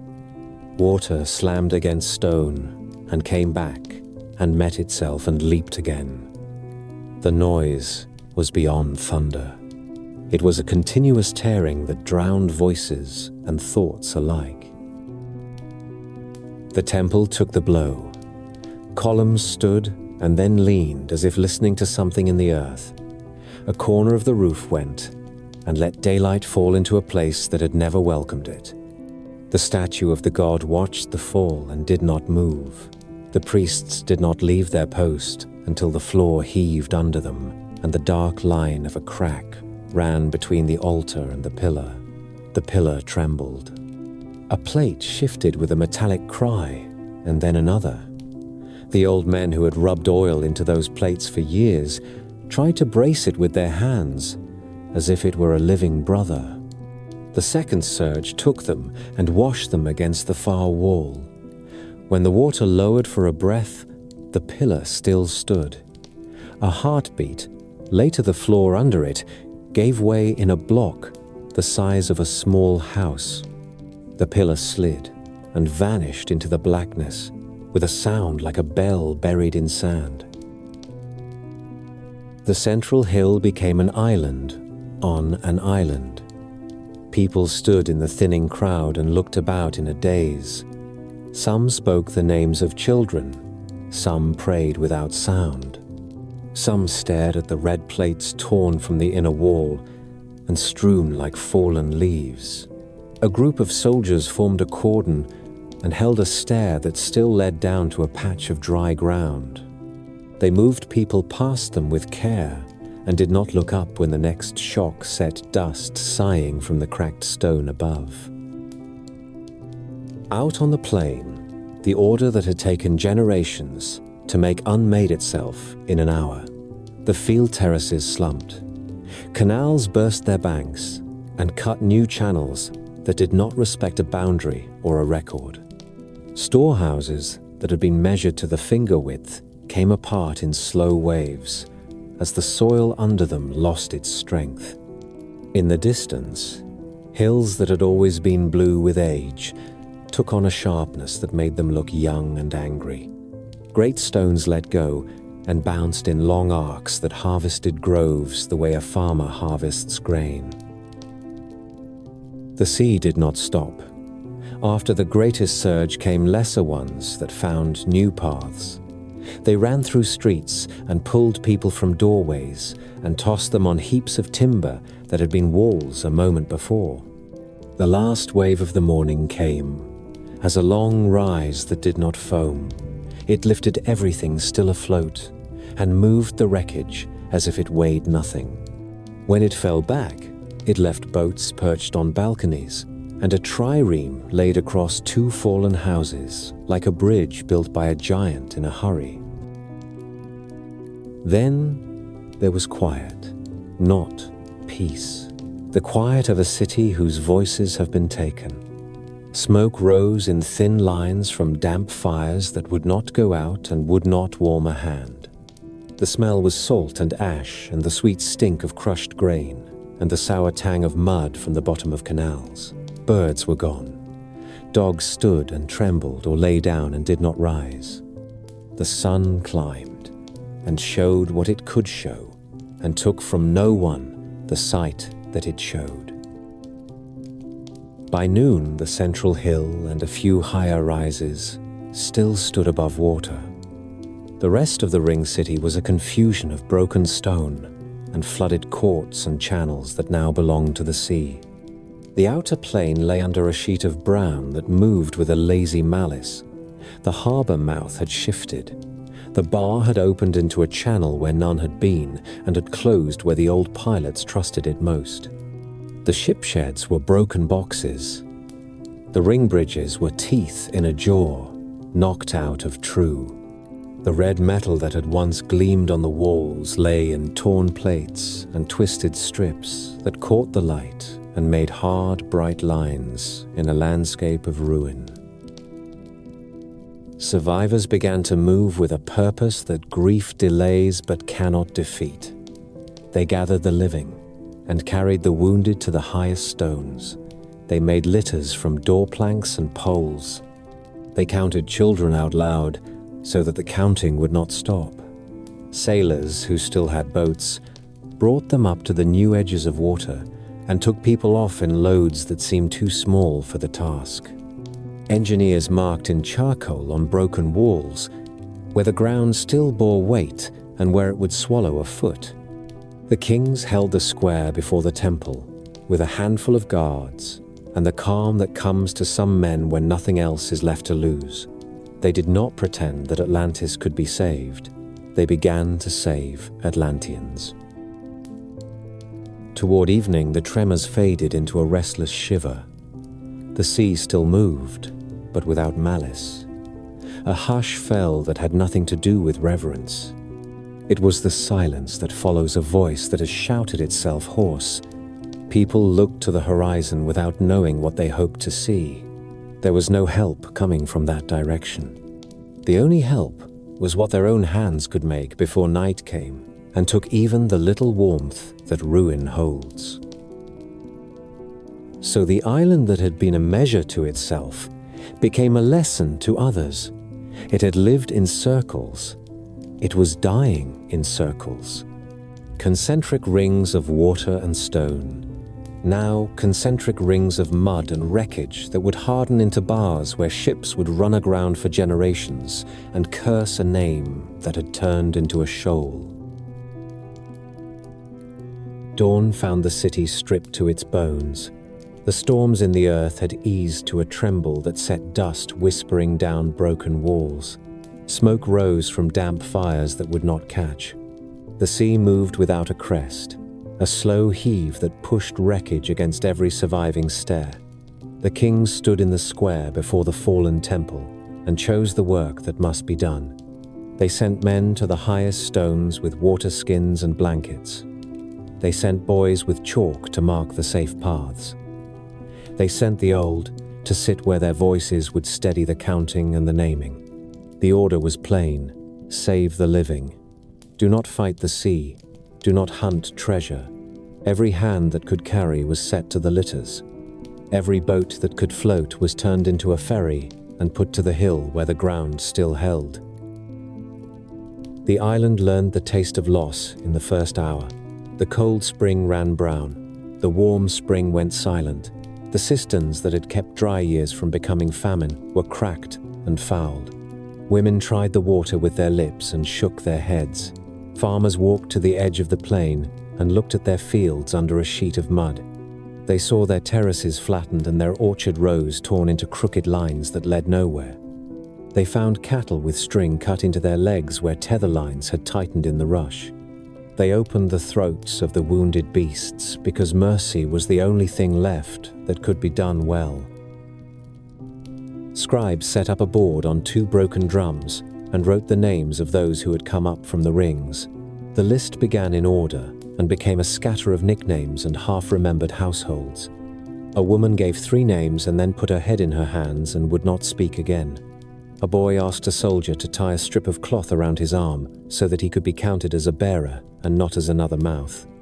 A priest took the small images from the household shrines and set them in a row on the temple steps, as if people could find their courage more easily if it had a face. Engineers walked the shattered bridges with poles to test the footing. They crossed with the care of men who have learned to hate surprises. They marked a simple map on a wall with ash. 1 path down, 1 path out to the only stair that still reached a jetty, 1 place where a boat could come in without breaking its ribs. They set crews to clear that lane with levers. Stones were eased aside. Tangles of beams were given to the saw. Work moved because men who are used to order can still find it in ruin if the orders are short and the hands are many. Boats came and went until the oarsmen could not feel their fingers. A line of small craft grew at the edge of the new water. Fishers brought skiffs. Pilots brought light boats with sharp prows. The last serviceable trireme was dragged around a bend that had not existed the day before and grounded on stones that had been a lane to the market. The crew tied her stern to a fallen cedar and laid planks from her deck to the shore, so that the wounded could be passed up and down without slipping into the cold mess below. Mothers handed their children to men they did not know and watched them vanish into a crowd that was moving on faith. A runner with a deep cut came back from the lower rings with word that a pocket of houses had held on a knoll like a ship's island and that a dozen people were waving cloth from its roof. A team took ropes and went to fetch them. The team returned with 9. By midday, the hill was a camp. Poles and mats made lanes where there had been a court. Fires were coaxed with sea drift and broken furniture. A boy who had spent his life tending goats became a cook by force of will and made a thin broth from grain scraped out of a burst jar. There was no salt. No one complained. A physician who had learned to set bones after falls on the quarry slope worked without stopping. He used wine on his knives until there was no wine left, and then used hot water. He told a tired soldier to hold a child's arm as if it were the only plank left of a ship. The soldier held. The island still moved. The ground shifted in small jerks that made men sway without noticing. A sound like distant thunder came out of clear air at intervals that had no pattern. The sea level would fall in a way that made the harbor look as if it were exhaling. It would rise again and move over the broken streets without hurry and without pity. To the west, a ridge that had always stood like a patient ox dropped the height of a house and left a scar of raw rock that looked new and angry. Toward afternoon, the sea drew back farther than it had before and showed the bones of the rings like ribs in a ruined chest. The stone mouths of culverts gaped, dry for the first time since their making. Fish lay panting in puddles with their sides marked by the prints of hands that had tried to throw them back to a safety that no longer existed. Men ran into the mud to rescue what they could. They came back with a table and a cradle and a chest with iron bands that held when every other binding had failed. The last surge of the day came on them while they were still in the muck. It rolled them toward the hill and left them coughing and covered in clay. The chest opened and held nothing but a book whose wet pages clung to one another like dead leaves. The kings looked out over this and saw that the island would not hold another night. The earth had broken its bargain. The canals had become inlets. The streets had become channels that would invite the sea back with every shift of wind or moon. They sent messengers to the outlying islets and to the little harbors down the coast with orders to bring every boat and to bring food. and to leave the old ties to place behind. They told the guards who had survived to point the way to the boats and to push people aboard until there was no one left who could move.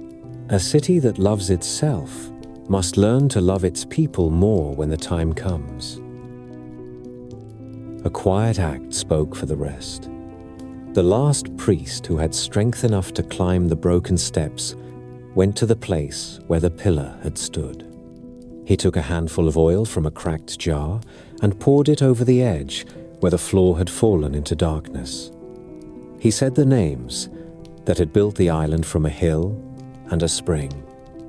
He asked for nothing. There is a point beyond asking when men who believe simply speak, because it is what they know how to do when there is nothing else to do well. The sun sat low when the final turn began. Out to sea, a broad slope grew, where the surface should have been flat. No foam showed on it. It advanced without a crest. The ground under the hill thrummed like the plucked string of a vast instrument.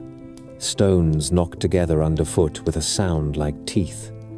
A deep breath ran through the island again, and this time it did not exhale. The central hill sagged a hand's breadth. Then another. Cracks chased one another through paving, and running children screamed because the lines were fast and unpredictable and cut across the safe places they had learned in the morning. Boats pushed off as the water came for them. The last trireme slid free and took a load that covered her deck from bow to stern. The oars dug. A skiff capsized, and swimmers were pulled aboard by hands that could not tell kin from stranger. The slope of the sea became a face. It lifted the outer rubble and poured it over the near ruins, as if the island were a valley between hills made of water. The last of the inner wall went in 3 quiet stages. First, the clamps popped. Then the plates peeled like bark. Then the core folded and leaned and dropped out of sight without a splash because the hole that took it opened down and did not want to be troubled with noise. From the decks beyond the reach of the fall, men saw a sight that would live in the mouths of their grandsons. The hill that had held the temple did not topple. It settled, as if a giant hand had laid weight upon it. It went down until the roofs that the sea had spared in the morning sank from sight. It went down until the tips of the tallest columns were level with the swells. It went down until a square of red stone that had once been a threshold rose like a buoy and then vanished as if pulled. There was no island left to be reached. There was only a brown boil where the city had stood, and a belt of water so thick with silt and timber and the churned guts of the earth that a ship could not pass without losing her rudder and her will. Night came without stars. The smoke and the breath of the sea made a low roof over the boats. Men pulled until they could not lift their hands, and then lay along the benches with their chests heaving, while others took their places.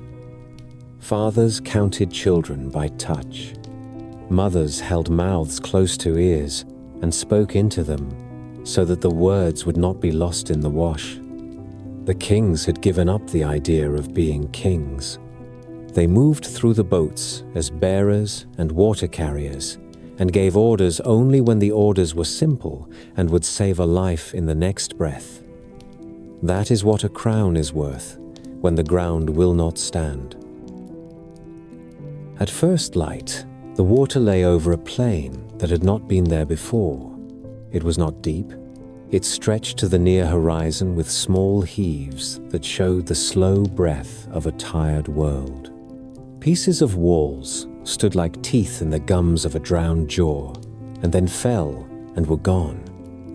The boats edged around the margin of this new thing and found no channel through. Oars struck bottom where no bottom had been. When a captain tried to force away, he found his oars seized by mud that clung like hands. The sea beyond the brown belt looked blue and harmless. The belt itself was a trap that would hold wreckage for days and then let it drift out in handfuls to remind the living of yesterday. By noon, the boats that had kept their distance struck out for the nearest outer islets and for the small harbors that had sent their craft without asking for permission. The first landings were more relief than welcome. The newcomers came off the boats in a silence that was worse than wailing. They drank water with both hands. They lay down on the first clear ground and slept with their faces pressed into it as if they meant to force the earth to keep them. The people of those places did what people do when they are decent. They brought bread and shared it in slices that were thinner than they would have liked. They found dry cloaks. They counted the children and the old. They asked no questions that would start a death over again in the telling. In the weeks that followed, ships from other coasts approached the place where the island had been and turned away. The passage that had once been a straight road between the pillars and the sunrise waters was clogged with a mat of silt and broken stone that dulled the sea to the color of clay. A helmsman could see a blue line beyond and could not reach it. A lead line sank and came up slick with mud. The shoal moved as the swells moved and made liars out of charts. Captains cursed and set more lookouts and marked their maps with warnings in heavy hand. No one spoke the name that the island had given to ocean and to empire. They called it the Shallows. They called it the Brown Water. They said there is a place in the Western Sea where good pilots refuse good coin.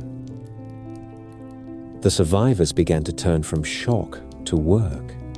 Scribes who had lost tablets still remembered how to tally. They set up rough boards and wrote names and trades and debts that would be forgiven because there had been a night when all debts had been paid at once. Masons taught island ways of fitting stone in courses that would take a sea wind.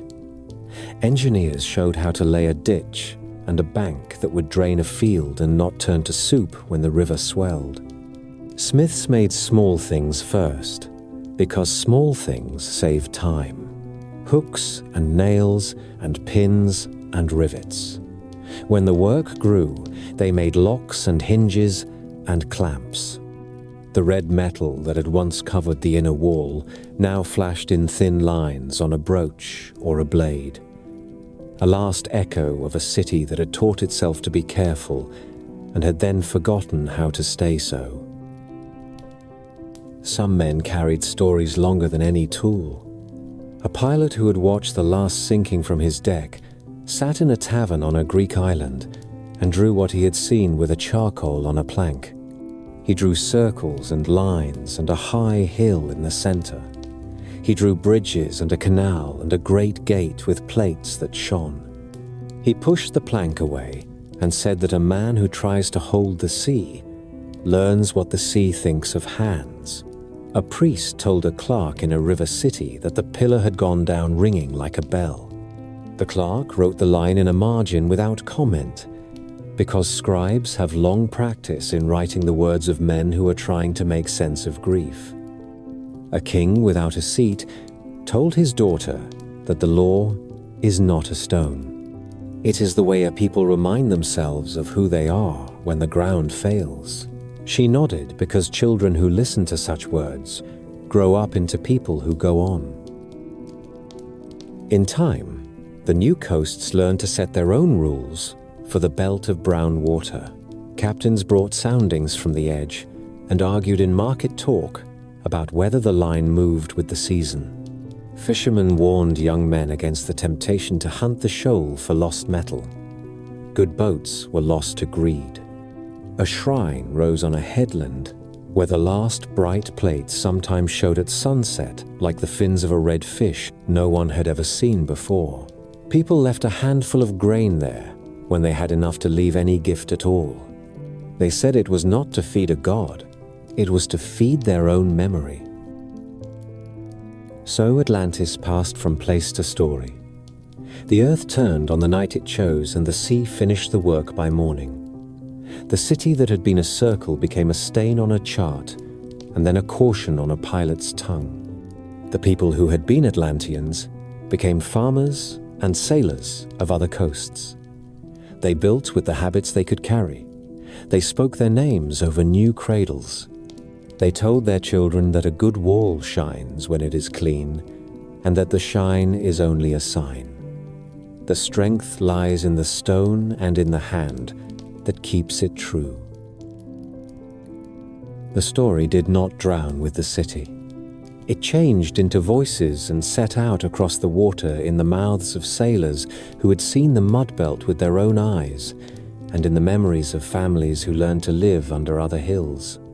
A pilot drew circles on a tavern table with a wet finger and told a fisherman that somewhere beyond the pillars there had been a harbor with rings of water and rings of stone. A priest laid a small figure of a sea god on a new altar far from home and whispered a prayer for the pillar that had rung like a bell when it fell. A girl who had slept on a boat that night grew old and told her children that order kept a people alive and that pride drew the sea into a city like a knife into a sheath. The facts frayed, the shape held. Generations later, a Greek lawgiver went looking for old wisdom in a land that kept good records. Solon sailed to Egypt in the years when he had set Athens in better order and wanted to see how other peoples kept their balance. The priests of the Delta counted their years on temple walls. They had learned to write when Greek towns were still arguing about how to measure a field. In the city of Sais, in the temple of the goddess whom the Greeks took to be Athena, an old priest received Solon and listened while the visitor spoke of floods and fires and the way misfortune burns a library down to ash. The priest smiled at the courtesy and then gave the Greek a lesson meant for a friend. "You Greeks," he said, "are always children. You remember the last catastrophe, never the ones before it. Your cities lose their records to flame and to water, and so your memory never grows old." There in Sai, the priest unfolded a tale that he said came from the oldest lists kept in their halls. Long before the days that any Greek could name, there had been a great island beyond the straits that mark the end of the inner sea. It lay in the ocean where the setting sun sleeps. It was rich and it was strong. Its kings were 10 in number, brothers by ancient descent. Its fields gave more than their share.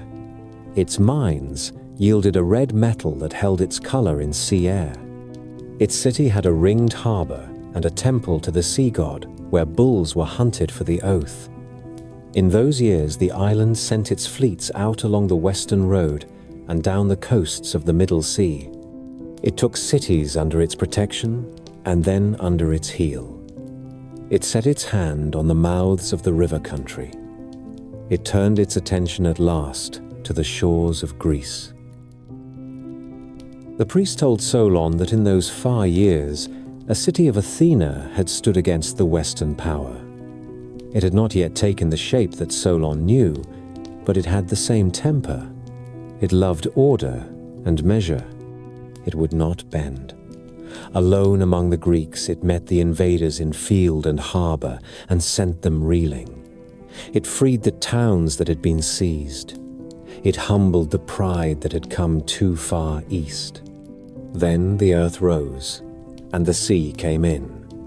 The western island and the plain around it were swallowed in a single day and night of misfortune. Where a passage had been, there was a shoal of mud that blocked the way for ships that loved deep water. Solon made notes. He planned a poem. He asked for names and for numbers. The priest gave him years, counted in thousands, that would make a modern mind blink. 9,000 before Solon, he said, and the Greek scratched the figure in wax because he meant to weigh it later and give it a poet's frame. He listened for more detail and found it. A city built in rings, bridges and canals, walls faced in gleaming metal, 10 kings meeting at a sacred bull hunt and swearing by the pillar in the temple, laws written on a red column, splendor that turned from discipline to boasting and then to greed. The story had the look of a moral and the smell of an old record as well. Solon brought the tale home and passed it to his kin. He did not finish the poem. He had laws to defend and enemies to fight, and an old age to meet with a clean name. The tale did not die for lack of verse. It went from Solon to Dropides, and from Dropides to Critias the elder, and from the elder to a younger Critias who would sit in the company of Socrates. These are the links, as they are told by the men who like to set their chains in order. In the time of Plato, in the days when Athens was arguing with itself and with everyone else, the story came to a young man who thought with a clarity that made other men uncomfortable. He had the habit of turning a tale into a mirror and asking what a city sees when it looks at itself. Plato chose to shape the old Egyptian lesson into 2 conversations. He called the first Timaeus, for a philosopher from Italy who spoke about the making of the world and the soul of it. He called the second Critias, for the man who had heard the story in his family and could give it flesh.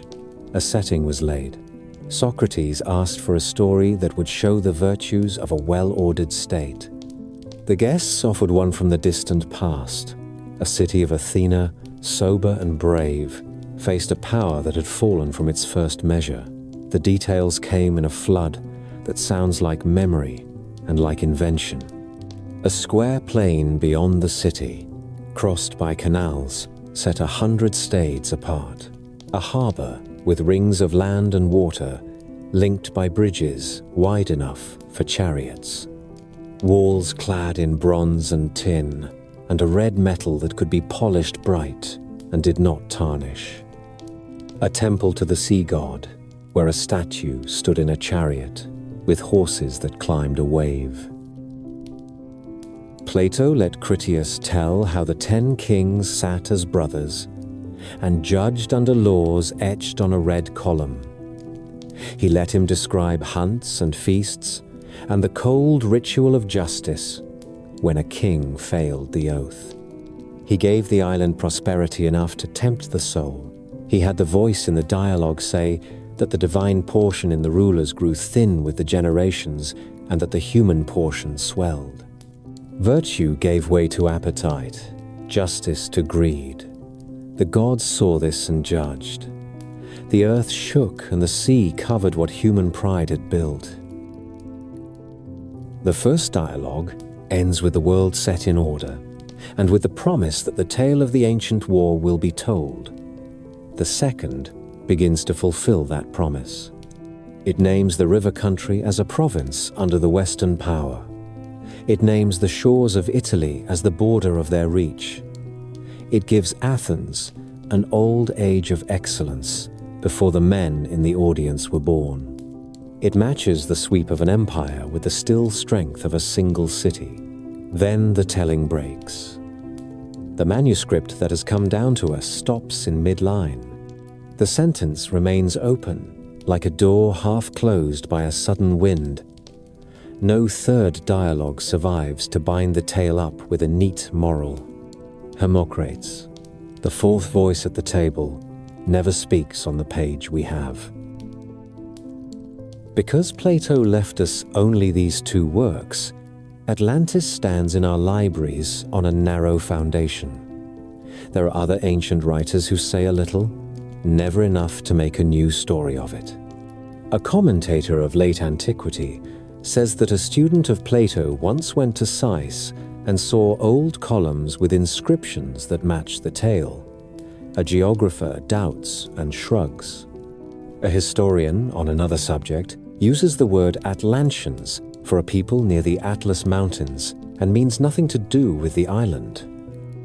A poet mentions a western sea and gives it a mood, but no map. None of these lines can carry the weight that people want to put upon them. The words that matter belong to Plato, and they are framed as a lesson, not as a ship's log. What is the lesson? Plato was not a man to hide his purpose. He meant to place a mirror in front of Athens. He drew a picture of a city that kept its old laws and another that let wealth rule its councils. He showed a free people standing against a power that had mistaken abundance for virtue. He used the sea, which teaches humility, as the final judge. He left the story unfinished so that the argument could continue in the minds of those who read him. Is the island a real memory passed through Egypt and Greece across a gulf of years? Is it a parable dressed in marble and salt? The dialogues invite both readings and then turn the question back upon the reader. What kind of city do you want to live in? Which ruin do you fear most? The ruin that comes from an enemy or the ruin that comes from within? Even if the philosopher's aim was moral, the story sounds like a place. That is why it endures. Atlas has a temple, and a door, and a pillar, and a schedule of oaths. The harbor can be walked in the mind from quay to quay. The bridges are set near enough for a man to see the faces on the next ring. The field plain is measured like a tablet. The bull hunt has a smell and a sound. You can count the kings and see their crowns hung on nails at the council when they sit as brothers. It is detail of that kind that makes a tale hard to forget. It is the same kind of detail that archaeologists later learn to distrust when it appears without a second witness. The Greeks kept the tale in their libraries. The Egyptians kept their temple stones and their habit of recording what a king wanted remembered. The sea kept its shoals and its temper. Sailors kept their caution on the western route. The chain of transmission is not long. A priest speaks to Solon. Solon tells a friend. That friend tells his son. Plato gathers the words in a story about cities and souls. From that point onward, we hear our own voices more than we hear the priest. That is the truth of most of what we call ancient memory. It comes to us through one gate that stands open, and then through another that opens into thought. None of this makes the tale smaller. It makes it human. A people endures a loss and saves the shape of it in a story that warns against pride and remembers a good order. Another people folds that story into a dialogue about justice and the fate of proud states. Sailors add a belt of mud and the habit of steering wide. Pilgrims add prayers at a shrine on a headland where sunset sometimes throws a red line across a low swell. The facts are few and often belong to the philosopher. The echo fills the centuries. The flood went out, but the story stayed. It washed into new tongues and found new shapes. Sailors kept to the outer lanes and called the belt of brown water a snare. Priests spoke of a fallen pillar and the silence that followed. On winter nights, merchants drew circles on tables and argued about where a city could stand that close to the sea and live long. Time carried those circles from memory into books. The Greeks left the tale in a handful of pages that men would copy with care for 2,000 years. Rome read those pages and shrugged. The empire had its own seas to cross and its own ruins to explain. Later ages read Plato and wondered if a parable could point to a place. Mapmakers in the Middle Ages filled the empty Atlantic with islands that were hopes and warnings. Antillia, High Brazil, the island of 7 cities. These were not Atlantis. but they showed a hunger for a western shore that might answer an old ache. The Renaissance added confidence to that hunger. Francis Bacon wrote a new Atlantis with a house of learning at its heart, a cool dream of a kingdom that prized discovery more than display. He did not claim to have found the old island. He used the name to mark a place where reason might have room to grow. Centuries later, a German merchant read Homer and found Troy in the soil. Heinrich Schliemann broke ground in Anatolia with a spade and belief, and his trenches did not lie about a city that had been sung for ages. That success did more for Atlantis than any sermon. If Troy could rise from a poem, why not Plato's island from a dialogue? In the 19th century, a Minnesota congressman named Ignatius Donnelly wrote a book that gave the old story a new body. He said, Atlantis was the mother of all civilization. He said that pyramids in Egypt and step temples in the Americas were echoes of a single lost city. He said that myths of flood came from one catastrophe and one place. The book marched across parlors and club rooms with a strong voice and weak bones. It held a power that outlived its proofs. It taught readers to see connections where there were only likenesses, and to forget that likeness is cheap where human hands build with stone and water and faith. Other dreamers followed. Some folded the island into a tale of vanished races and cycles of rise and fall. Some dressed it in mysticism and spoke of root peoples and secret wisdom. In the next century, bad men cut the cloth of myth to fit their own tailoring and wore it like a badge. Atlantis became a tool for fantasies about blood and destiny. When the century ended, decent people were wary of any map that marked a perfect city in the far west. While the dreamers wrote, the seafloor gave up its secrets to careful eyes. Soundings and charts turned the Atlantic from a blank into a landscape. Marie Tharp traced the mid-ocean ridge and drew a map that changed how the world thought about the crust underwater. Oceanic plates were young in the scale of geologic time. The floor of the Atlantic had been built and rebuilt by slow fire and cold pressure. There was no room in that record for a continent that had carried cities in the age of men and then slipped whole beneath the waves. A lost island could sink, a lost continent could not. The ocean was old. Its floor, where the ridge ran like a spine, was young and restless, and not a home for marble courts. Closer to the inner sea, spades and brushes had their own luck. On the island of Thera, which we call Santorini, workers clearing a way for new houses struck painted walls under ash. Streets and rooms lay sealed beneath pumice and dust. Spiridon Marinatos opened the first lanes at Akrotiri, and Christos Domus continued the dig. They found a Bronze Age town that had been caught by an eruption of terrible force. Jars stood where hands had left them. Frescoes showed ships and lilies and youths with fish in their grasp. The date of the blast sits around the middle of the 2nd millennium before Christ.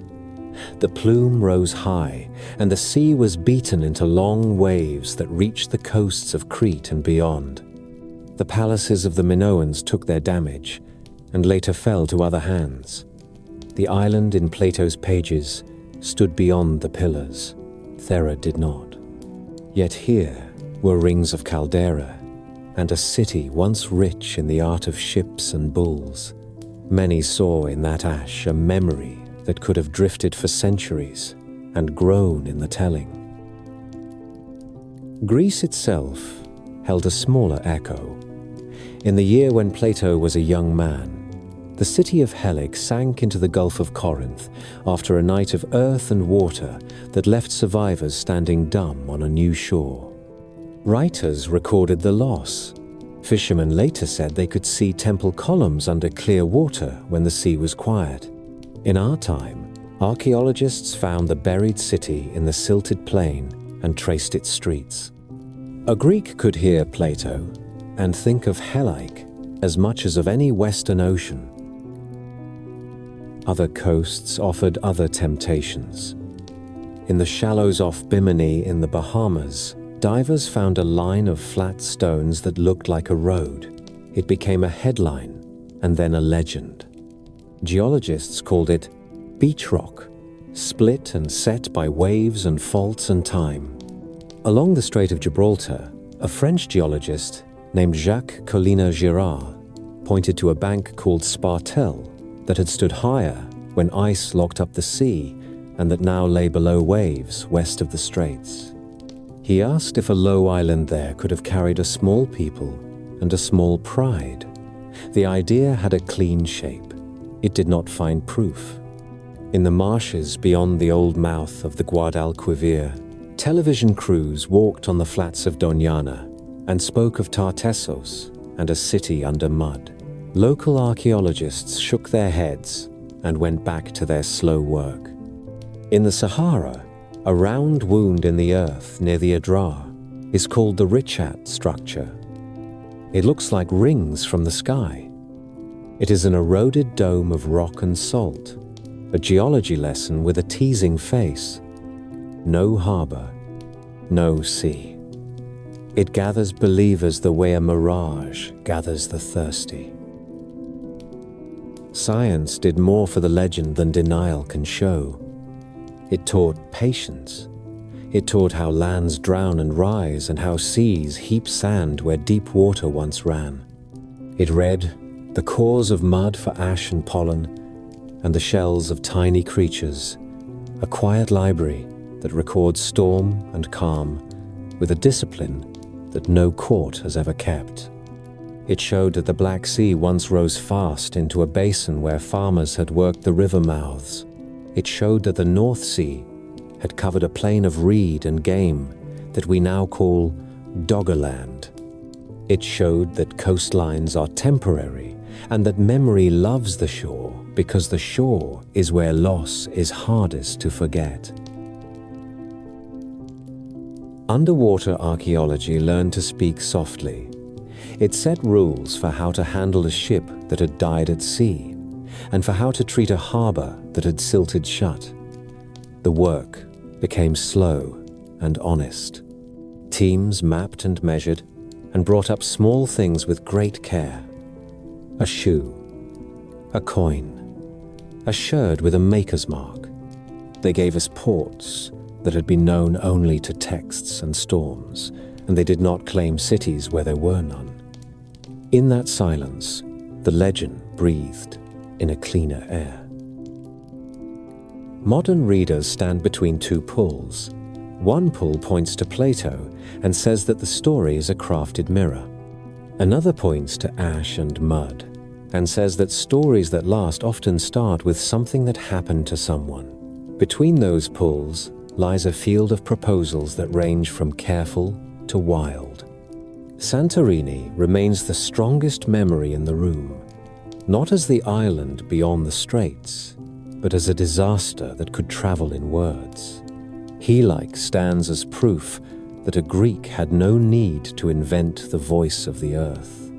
The Atlantic offers shoals and banks that once were higher, and with them the thought that a small people lived where a modern chart now writes the word hazard. None of this gives us a street to walk. All of it gives us the weather of a mind that could hear a priest in sigh and think of home and of warning in the same breath. There is one truth that most careful hands agree upon. No archaeologist has found a site that can be called Atlantis without strain. There is no confirmed city that matches the scale, the plan, and the age as Plato placed them. There is no lost continent in the Atlantic for a marble empire to have stood upon. The sea tells us this with basalt and magnetism and a clock that ticks in lava. The island, if it lived at all, was not a continent. It was a story about measure and pride, with details borrowed from ships and quarries and from the way men love to set laws on stone.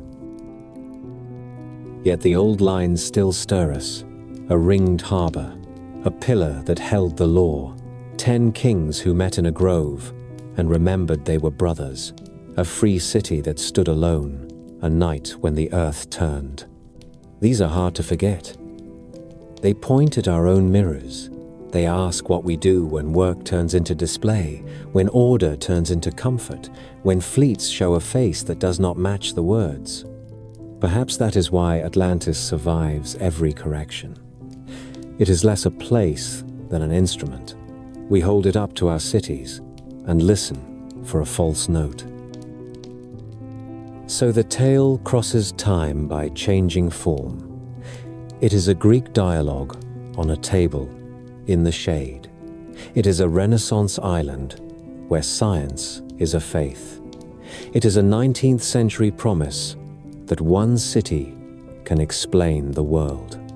It is a 20th century chart that says the ocean floor is a book and not a void.